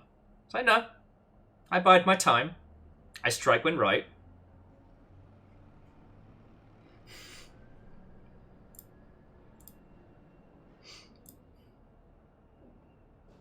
But at least, I can only speak for the community management circles, is that we are tight.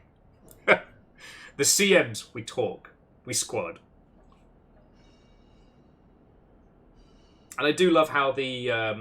I only call them the old guard with honour and respect, because they were the first wave of individuals who were changed from being forum moderators to, acknowledged community managers. So when I call them the old guard, I mean it with honour and respect. But yeah, the old guard who now do varying consultancy gigs and stuff, they will host an event for the other games industry community managers where they apply us with food, booze, and a chance to sit down, and it turns into a family therapy session. It's great. Oh, Angel Kalina. Community managers united by trauma bonding. We are forged in the fires of the internet. Oh yeah. And as Head Librarian says, if you upset one community manager, you have made everyone mad by proxy. And Fern, I don't mind talking about it now, but and I don't know if you saw this when it went down, but I put out a video around the Wizard game, old Hogwarts Legacy, because I was a little, I wouldn't say concerned. I had a feeling there were a lot of people in both the streaming spaces and in the games industry spaces that weren't aware of Joanne and how much of a piece of shit she is. And so I made a video about that, and I talked to my mod team ahead of time. I told people I was going to make the video. I told my partner and stuff. We were prepared in case it went viral. It did. Ben Shapiro mentioned me once. That was the peak of it.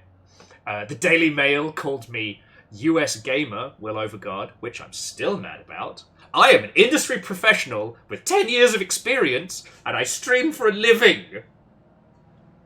US Gamer. Oh yeah, and some person called me a turnip, which will stay with me forever, but I do know what you mean about... It was really upsetting to see how many people couldn't just do the basic of just have a bit of empathy and maybe don't play a AAA game. Live. Don't promote a AAA game live. It's not hard. And it's been very difficult because, there are some people who went ahead and did that, and then... Anyway, they have got on to masses of success. So I will let the gods handle that one. That's not for me to handle. Anyway, sorry, I didn't mean to bring it into grumbly territories. Again, to those of you who have just joined us, so the game we are playing right now is Gearlink. Now, when I pitched this to you all earlier in the week, I had it kind of seeming like it was going to be like a budget armored core, like a VIRTUA on kind of flavor. But honestly, and I can only explain this by having hands-on, it feels like one of those classic 16-bit mech games in 3D. It's fast, it's frenetic, it's very brutal. You've got to pay attention. But everything is so wonderfully weighty and chunky.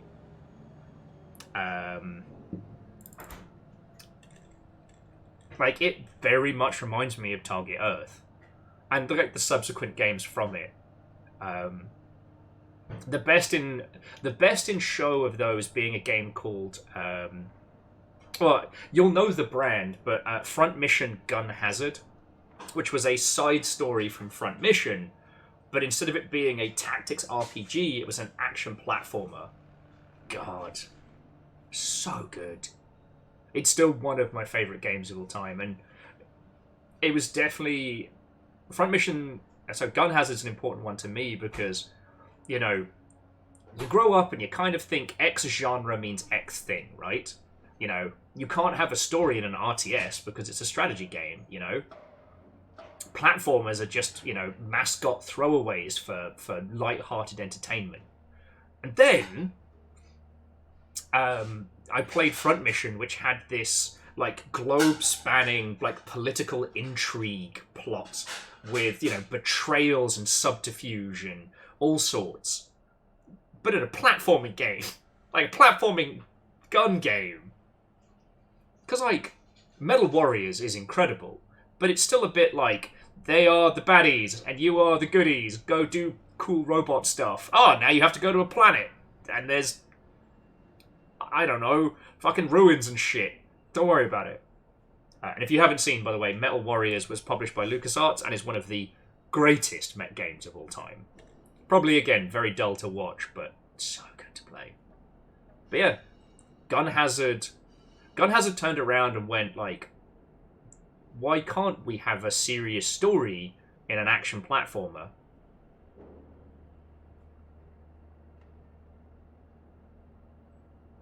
Oh, Ishkar, yeah. That did make me chortle. I'm trying to see if... I don't think there's anything I can show you from Metal Warriors.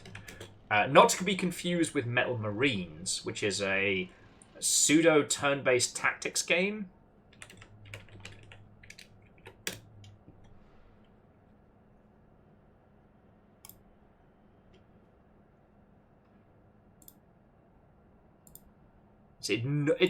Metal Warriors is now so unfortunately expensive to get a feckin' cartridge of.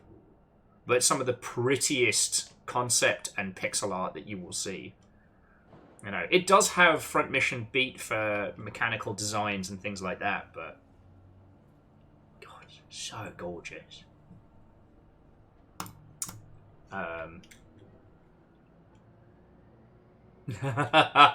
Alright, Legend was saying Kirby, this is where you can't have a serious story in action platformer. Whoa! Kirby was the game that taught me that art style doesn't denote, like, depth or complexity. Sorry, friends. I guess it's just Mech Hanger Story Hour with Will, but my stepdad worked for a recording studio 1,000 years ago. This is only relevant in the sense that occasionally, alongside, like, helping run the place, he'd have to drive people, like, to and from, you know, airports and hotels and whatnot. You know, he was an everything guy for running this place. And so one day, I'm sitting in his car, and I spy a feckin' Game Boy cartridge because, you know, I'm obsessed with video games as a child, and I got the eyes of a hawk. And it was a copy of Kirby's Dream Land. And I was like, oh, whose is this? He's like, dunno. Like, no one's been in the car in feckin' ages. I was like, can I have this? He's like, sure, if somebody lets me know that it's theirs, you will have to give it back. And I was just like, I'm already plugging the damn thing in. And, God, I absorbed so much of Kirby's Dream Land. Like, that, and obviously Wario, the first one. Because, like, the Mario games are exceptional, and 6 Golden Coins is a cracking game, but it's...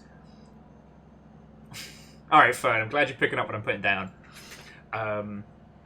6 Golden Coins is a fever dream. It's fun, it's great to play, but there's nothing really more to it. You know, and then you get to Kirby, which seems like it's going to be dumb, cute mascot, and then just the level and depth and care that game is put together with. It just fucking blew me away. And its whole New Game Plus aesthetic is something I just... Yeah. I forget who was telling this to, but as a kid, my screen time limitation on video games was half an hour a day for many years. And that got me hella obsessed. And definitely got me into basically unintentional speedrunning. So the goal was, can I finish Kirby in half an hour, and then how much of New Game Plus can I play when it gets really complicated? So Hans Wolf, Watto and welcome. Hello, hello. Oh, actually, do bear with me a second, friends.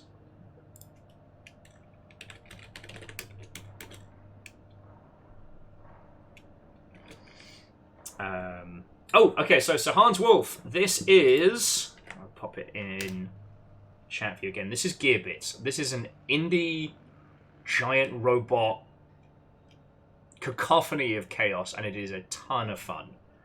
Initially, as I was saying, I've been pitching it as like Armored Core by way of Virtua On, but in actuality, it feels like a grown-up, sorry to say, like a rezzed-up 3D version of like the classic 16-bit mech platformers, you know. And it's really fucking good. If you have a mech-shaped hole in your heart after Armored Core, you could... I don't know if you could do better than this. It's fun. It's frenetic. It feels weighty. And it's $10 on Steam.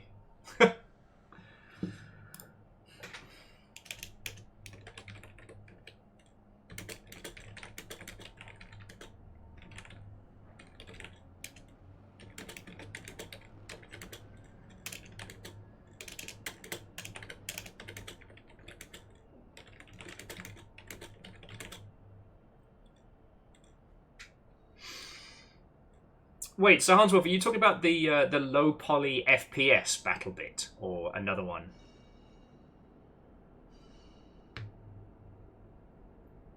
I have played it. I haven't played the newer version. I'm kind of waiting for the option for dedicated servers, or private servers, I should say, so that we can do like a long ship night. Because I love the idea of playing with 160 people. Don't like the I don't like it in actuality, but I love the idea of having like an evening on it with everyone. And yeah, no. So Hans Wolf, it's so fascinating because the Battlefield franchise was for a long time one of the biggest heavyweights in FPS and has definitely fallen on hard times. And yet, a small indie team in a low poly style were able to encapsulate and, dare I say, improve on the same thing that EA's been trying to bang out for fucking years. Like,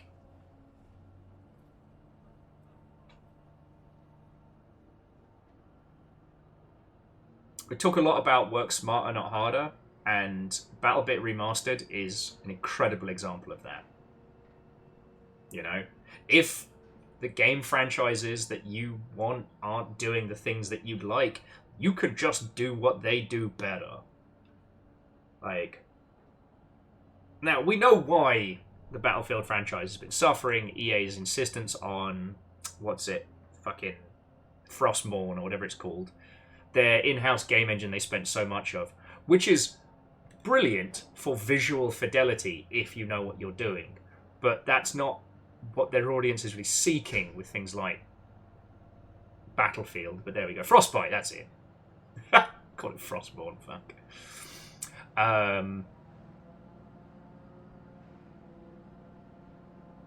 Like, their increased focus on higher and higher fidelity in a sphere where what people are really looking for is the experience. Sorry, phone. Shout out to Dragon Age's terrible hair. Gods, yes.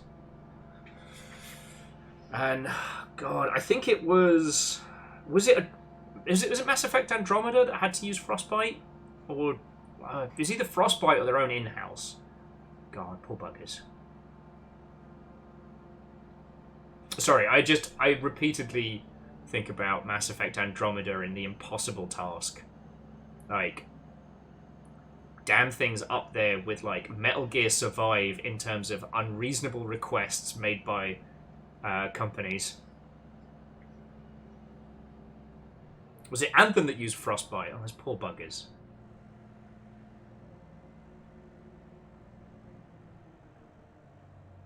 Okay, that's heckin' cool. Sorry, Fern was just saying that because the way Frostbite works, people have worked out how to mod the fancy glam hairdos from The Sims into Dragon Age. Love it. Air Dragon, yes, Metal Warriors has always been expensive to physically own. God, hang on, let me get the deets again. Byakuaz. While it was developed by LucasArts, I'm trying to remember what was it? It started.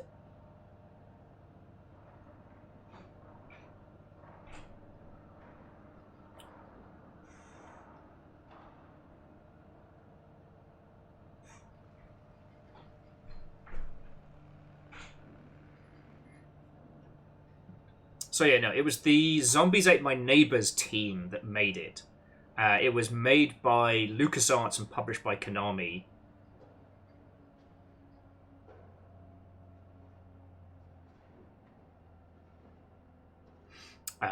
However, yes, this was it. So,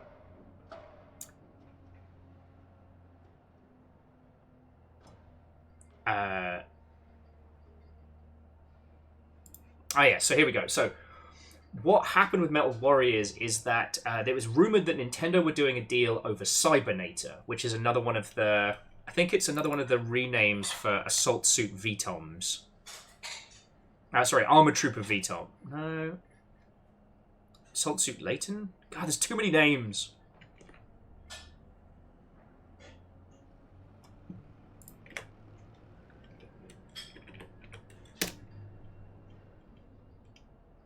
Okay, Assault Suits Falcon. There we go. So Cybernator was very, very similar, and I believe this one...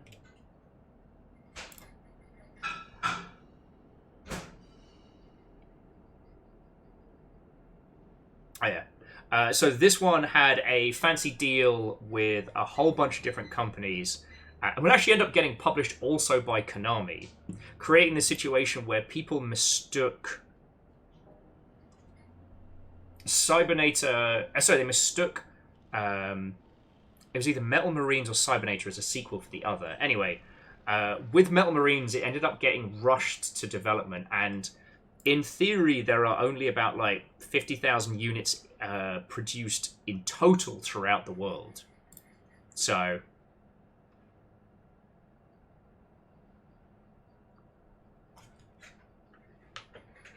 The development of it was very, very stressy spaghetti, and it had to get rushed out the door towards the end, which didn't seem to tank the quality, and which I can only assume meant that the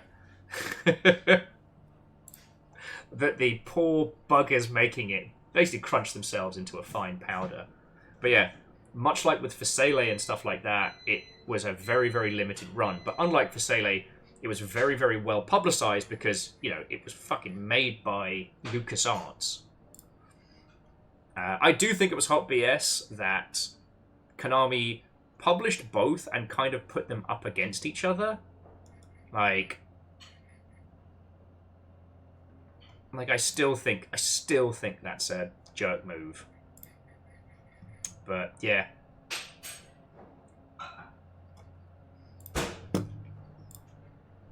Yeah, so, sorry, Air Dragon, you're getting me talking about one of my favourite topics. TLDR. That's why it's been so expensive, is even before the retro gaming price hike of Plague Times, it was hella expensive. Much like...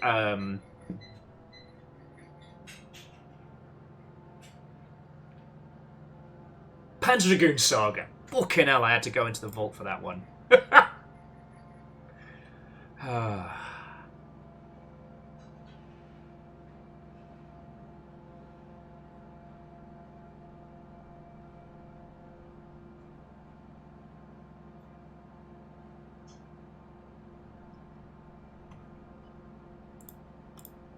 Let's not go any further into this topic, because if we do, you're gonna have to hear about the European censorship spree of the early to mid 90s that resulted in Contra being turned into Robonator or Robonap.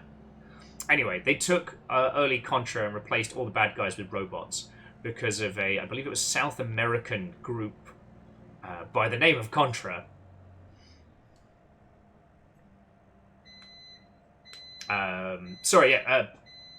TLDR, Assault Suits Valken Cybernator internationally was censored heavily in Europe because one of the flags of one of the factions featured the European Union flag, and like dialogue was taken out, character development was removed. You know, classic stuff. Classic stuff.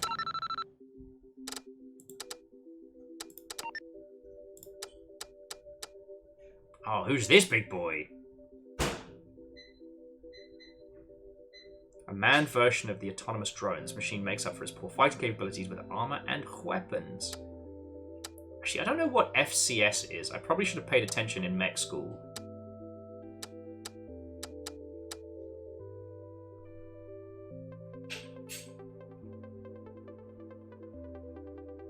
So Chornerus, I don't know if they'll hit the same beat.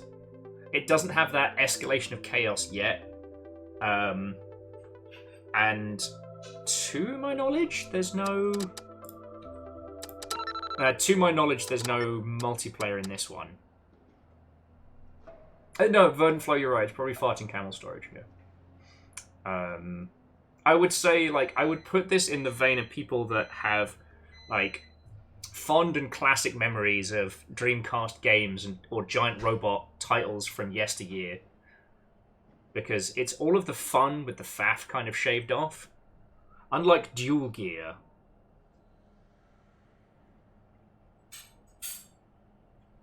Oh, well, okay, Air Dragon already answered it, but yes, so Hans Wolf, the mech game for the OG Xbox, well, Mech Assault was the Mech Warrior conversion, but the big honka chonka beast was Steel Battalion. That was the one that came with the huge controller. One of my few regrets that I do not have that. But I also have nowhere to put it. So, that puts a crimp on that one. Oh.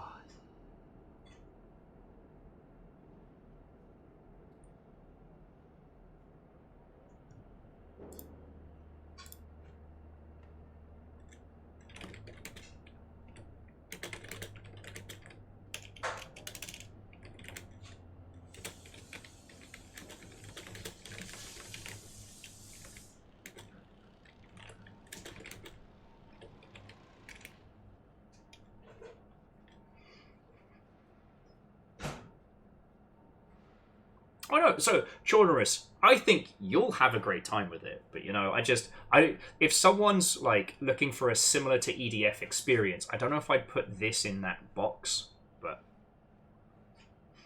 Tipia says they just want another mech game like Zone of the Enders.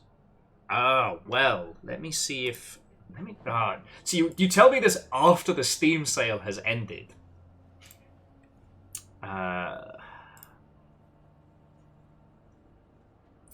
We search. I forget how we search for tags again. Okay, there we go. Boosh.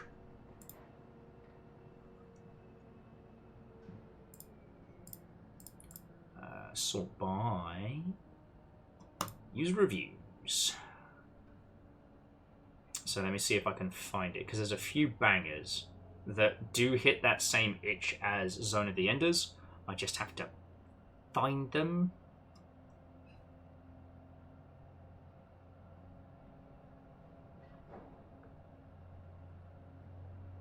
No, Legend, have a lovely rest of your evening. Thank you for coming and hanging out.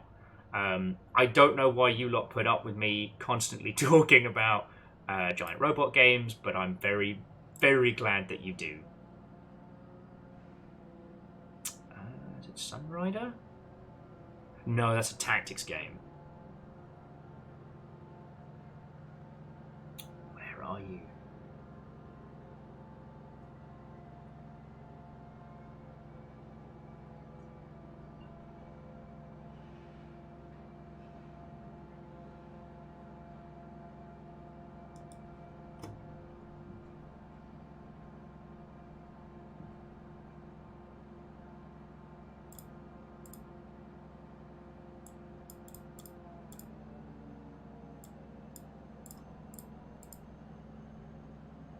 Is it this one? Hang on, bear with me a second.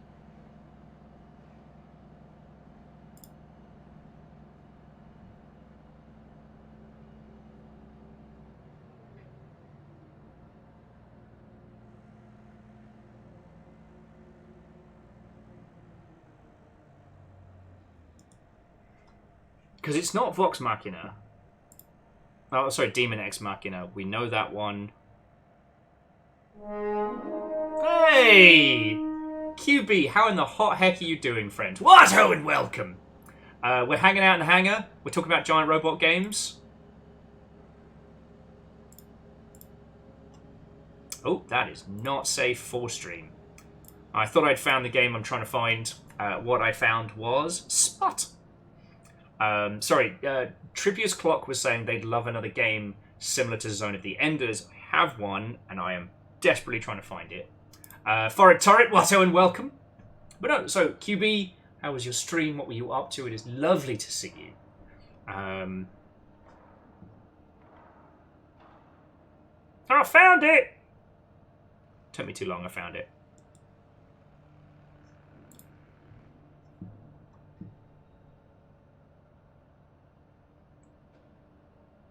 Rolling Thundaga, the head account of QB, was saying they've done well. Just done writing through the last draft of the Paradigm Games, the Pocket role-playing adventure module. Lovely.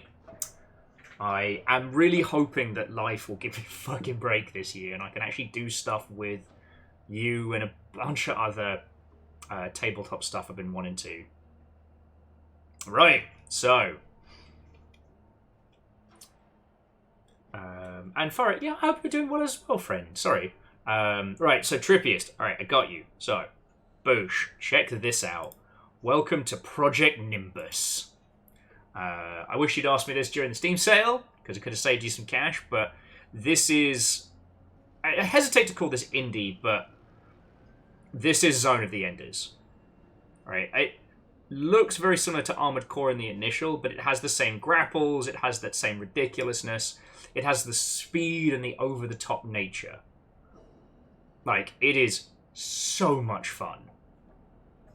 I wouldn't say I recommend necessarily streaming it as a video game because, like, it plays at the speed of old Armored Core, and it has the cadence and movement style of Zone of the Enders.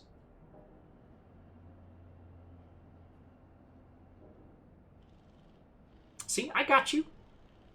Trippiest, I got you.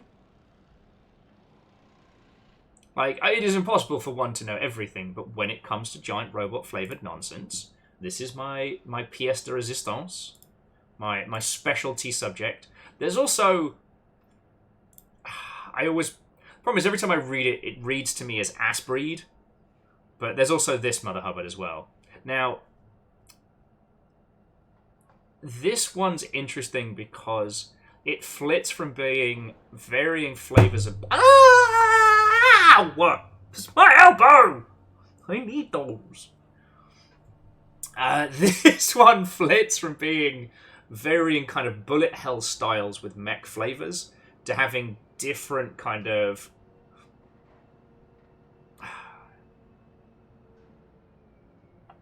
Yeah, Disc Strikes again. This one dances between bullet hell and more like Zone of the Enders style combat. But it's predominantly... I think calling it a rail shooter's more fair.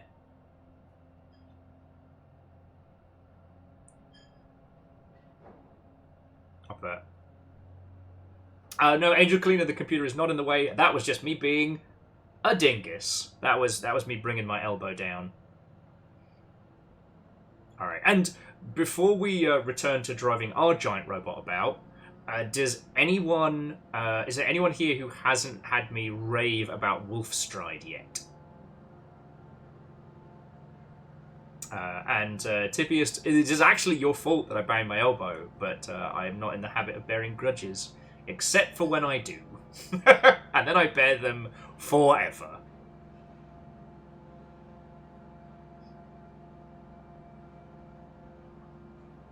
But yeah, is there anybody that doesn't know about Wolfstride before we continue? And yes, this is Hans, this is a classic CRT.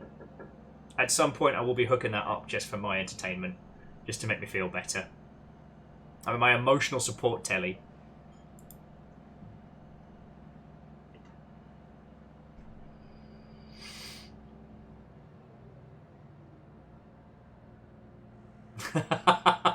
Alright, Tierpiest, I will take you up on that offer.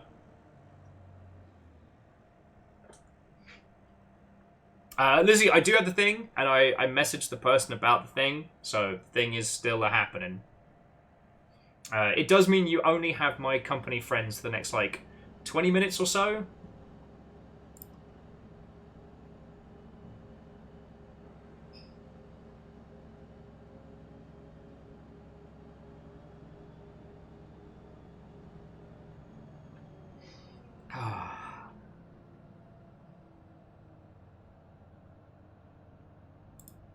No, Lizzie, thank you for keeping an eye on the time. I do appreciate it. Sorry, friends. I've always been a huge fan of giant robot games. I know, shocking. And one of the sad things about being a giant robot fan is that not everything with mechs in it or on it really has that feel and that weight. So it can be a hard genre to be a fan of. I mean, this is why when you find things like this, like Gearbits, like, I just want to rave about it to anyone who'll fucking listen.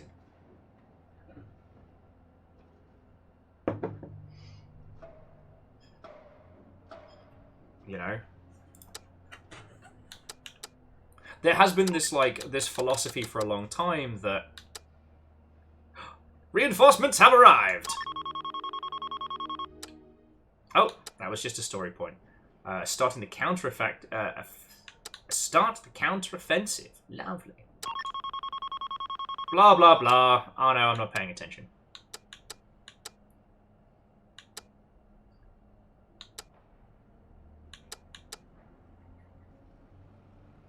You know what? I'm happy with my high-speed bloke. Mechanical flamethrower. Let's fucking go.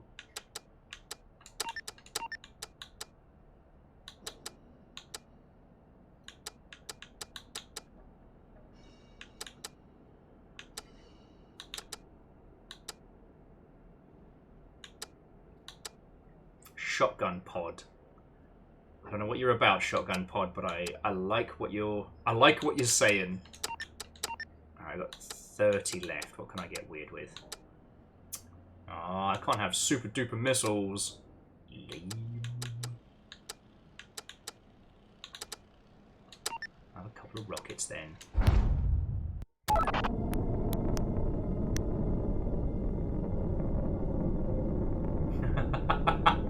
Hey Edwin, what and welcome.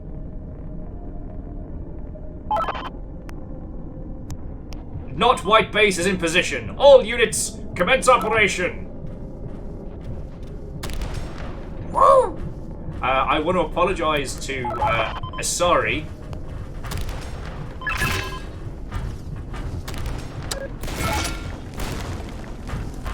Because earlier on today I said that.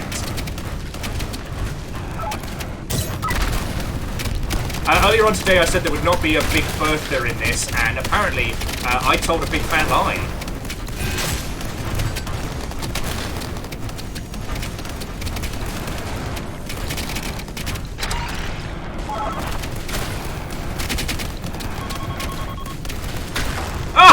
Oh!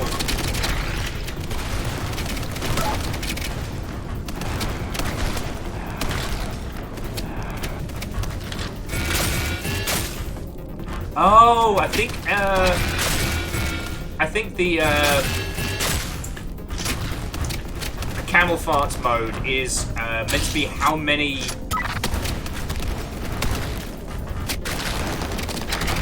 Yeah. I think the camel farts mode is how much saber combat we can do.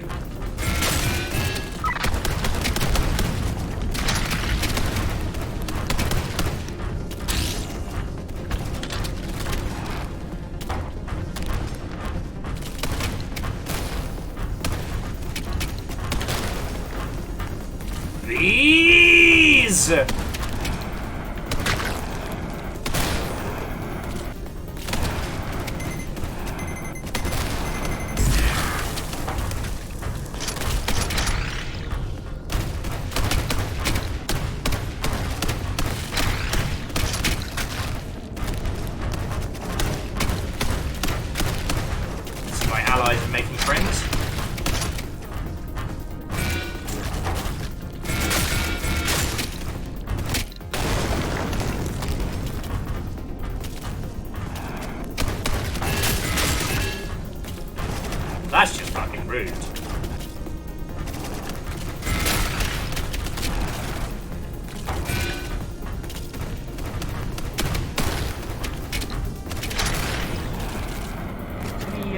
Any health? Any health kicking around? No? Oh, good. Well.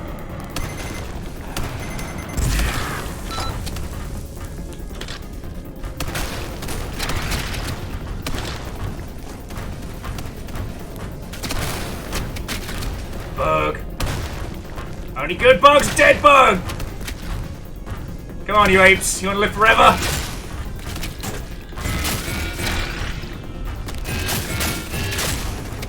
Alright, well, Fern, have a lovely rest of your evening, alright? As always, it's a pleasure talking to you, and congrats again, friend. Congrats again. What the fuck was that?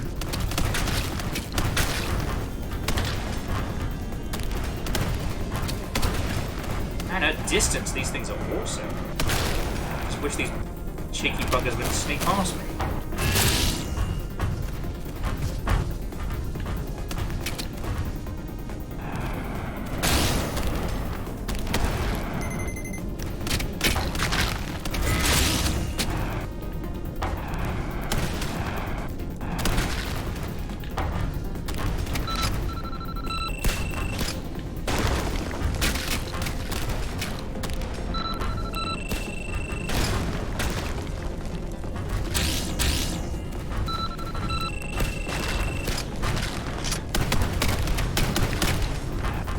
I've got to stop paying attention to the fucking...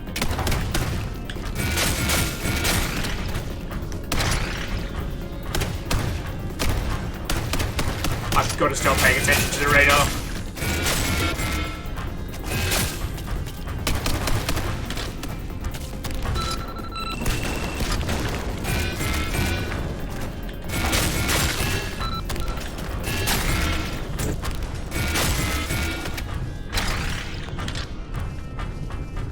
Where's those big bastards? I see our squad mates are making friends. I don't want to say you make good bait, mate, but I'm thinking it real fucking loud.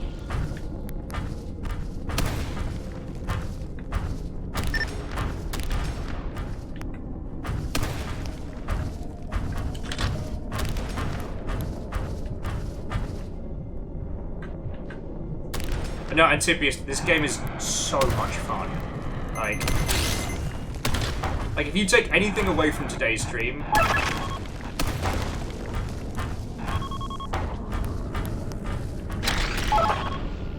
oh, here we go. The HMS Bug Smasher. Hadouken!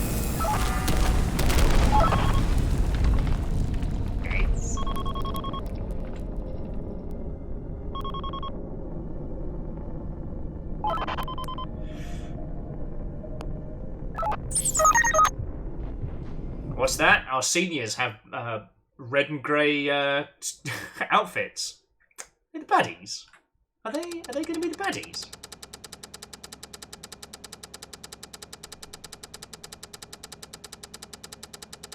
Yeah, Jonorus, I'm getting that villain read as well.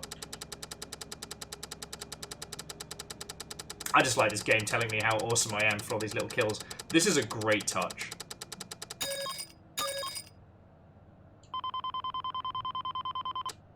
Yeah. Something, you're a villain. Okay. So, friends, I am going to bring our adventures to a close, because I do need to roll credits in just a second. We will be raiding into somebody, so please let me say my thank yous, and we'll find a lovely Mother Hubbard for you all to crash into. This has been an excellent day.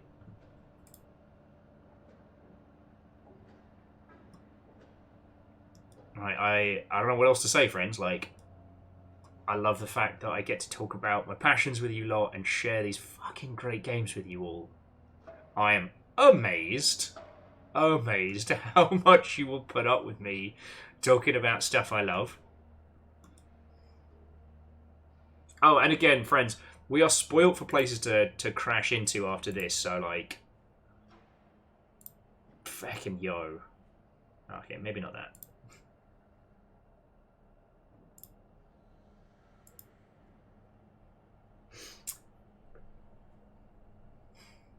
No,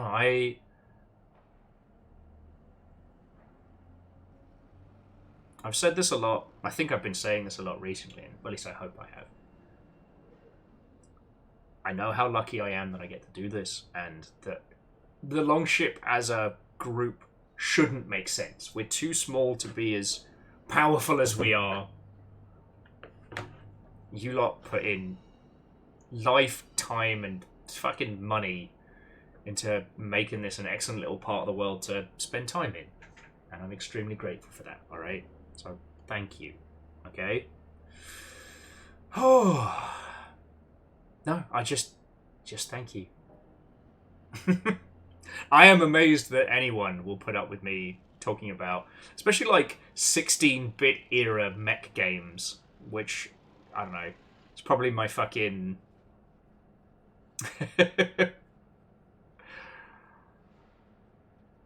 I don't know, probably my specialist subject if I ever had to do like a quiz show or something. Oh no, and Tibiest, I'm always down to do recommendations. I fucking love playing like video game sommelier. Makes me feel fucking brilliant. Again, QB, thank you for bringing your squad in. And friends, if you are not following QB, why did you have to have a name that dyslexics cannot survive? If you are not following QB, then please, please, please give them a follow now, so you will not regret it. No, I think that's about it, friends. Tomorrow is Sea of Thieves. Again, this game is a tenner on Steam. Let me put on some tunes while I say my thank yous.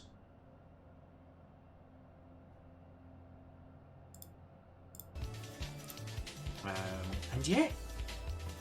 God, you can tell as soon as giant robot nonsense stopped, my brain was like powering down. But no, I mean it. I wouldn't be able to do this without any of you lot. So, 1 million thank you. To those that subbed, resubbed, or were hunted by House Carl, stop it!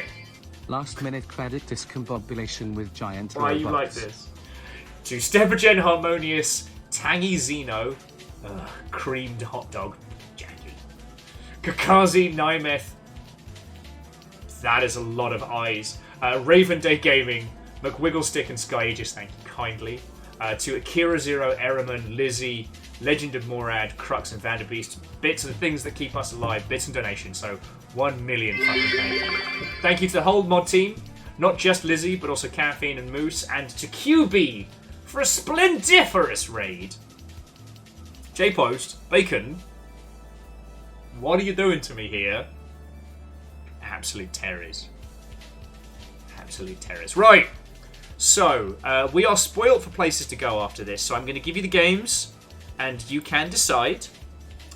So I've got Street Fighter 6. I've got Escape from Tarkov. And I've got Castlevania Curse of Darkness. All of those are heckin' cool people. All of them are like hanging out with like 10 or so people, so we would be a huge boon to them if we raided on in and hung out.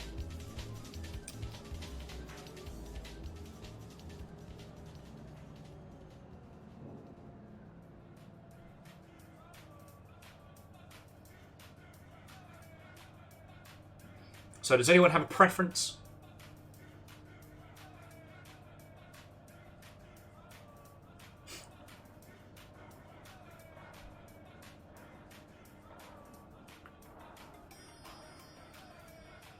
Though the friend playing Street Fighter just had Cammy rearrange their spinal column. The friend playing Tarkov no longer has functioning arms. And the person playing Castlevania is... well, still playing Castlevania. Alright, sorry, you want Castlevania? We can do that.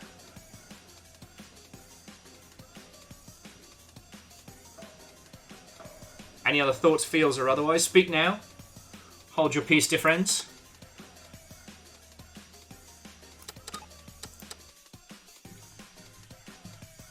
Alright, Castlevania it is.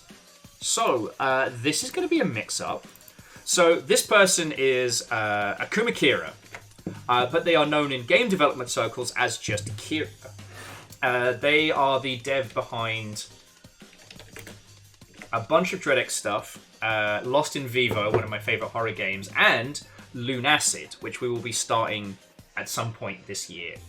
Now, they're just playing Castlevania Curse of Darkness, which is certainly an interesting game.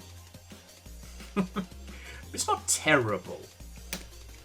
But I don't know how chatty they're going to be today. Some days they're great to talk to, and some days they're just all about the game. But, you know, Kira has made a ton of really fresh and creative titles, and so they are definitely something worth chatting to if you get the opportunity. All right, and again, they've only got like 11 people hanging out for Castlevania, so yeah, I think we can change that.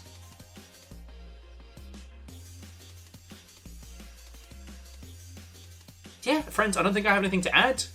Thank you all for a fucking wonderful day. Giant robot pilots unite. I don't know. We love fighting robots.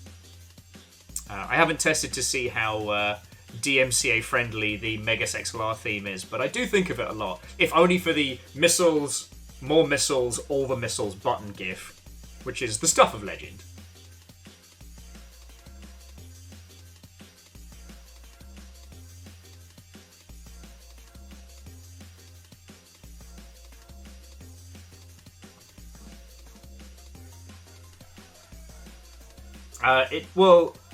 Angelina, if it's Akira we have mentioned previously, it's the same one. But anyway, have a lovely rest of your evening. I'll see you tomorrow for rampant piracy.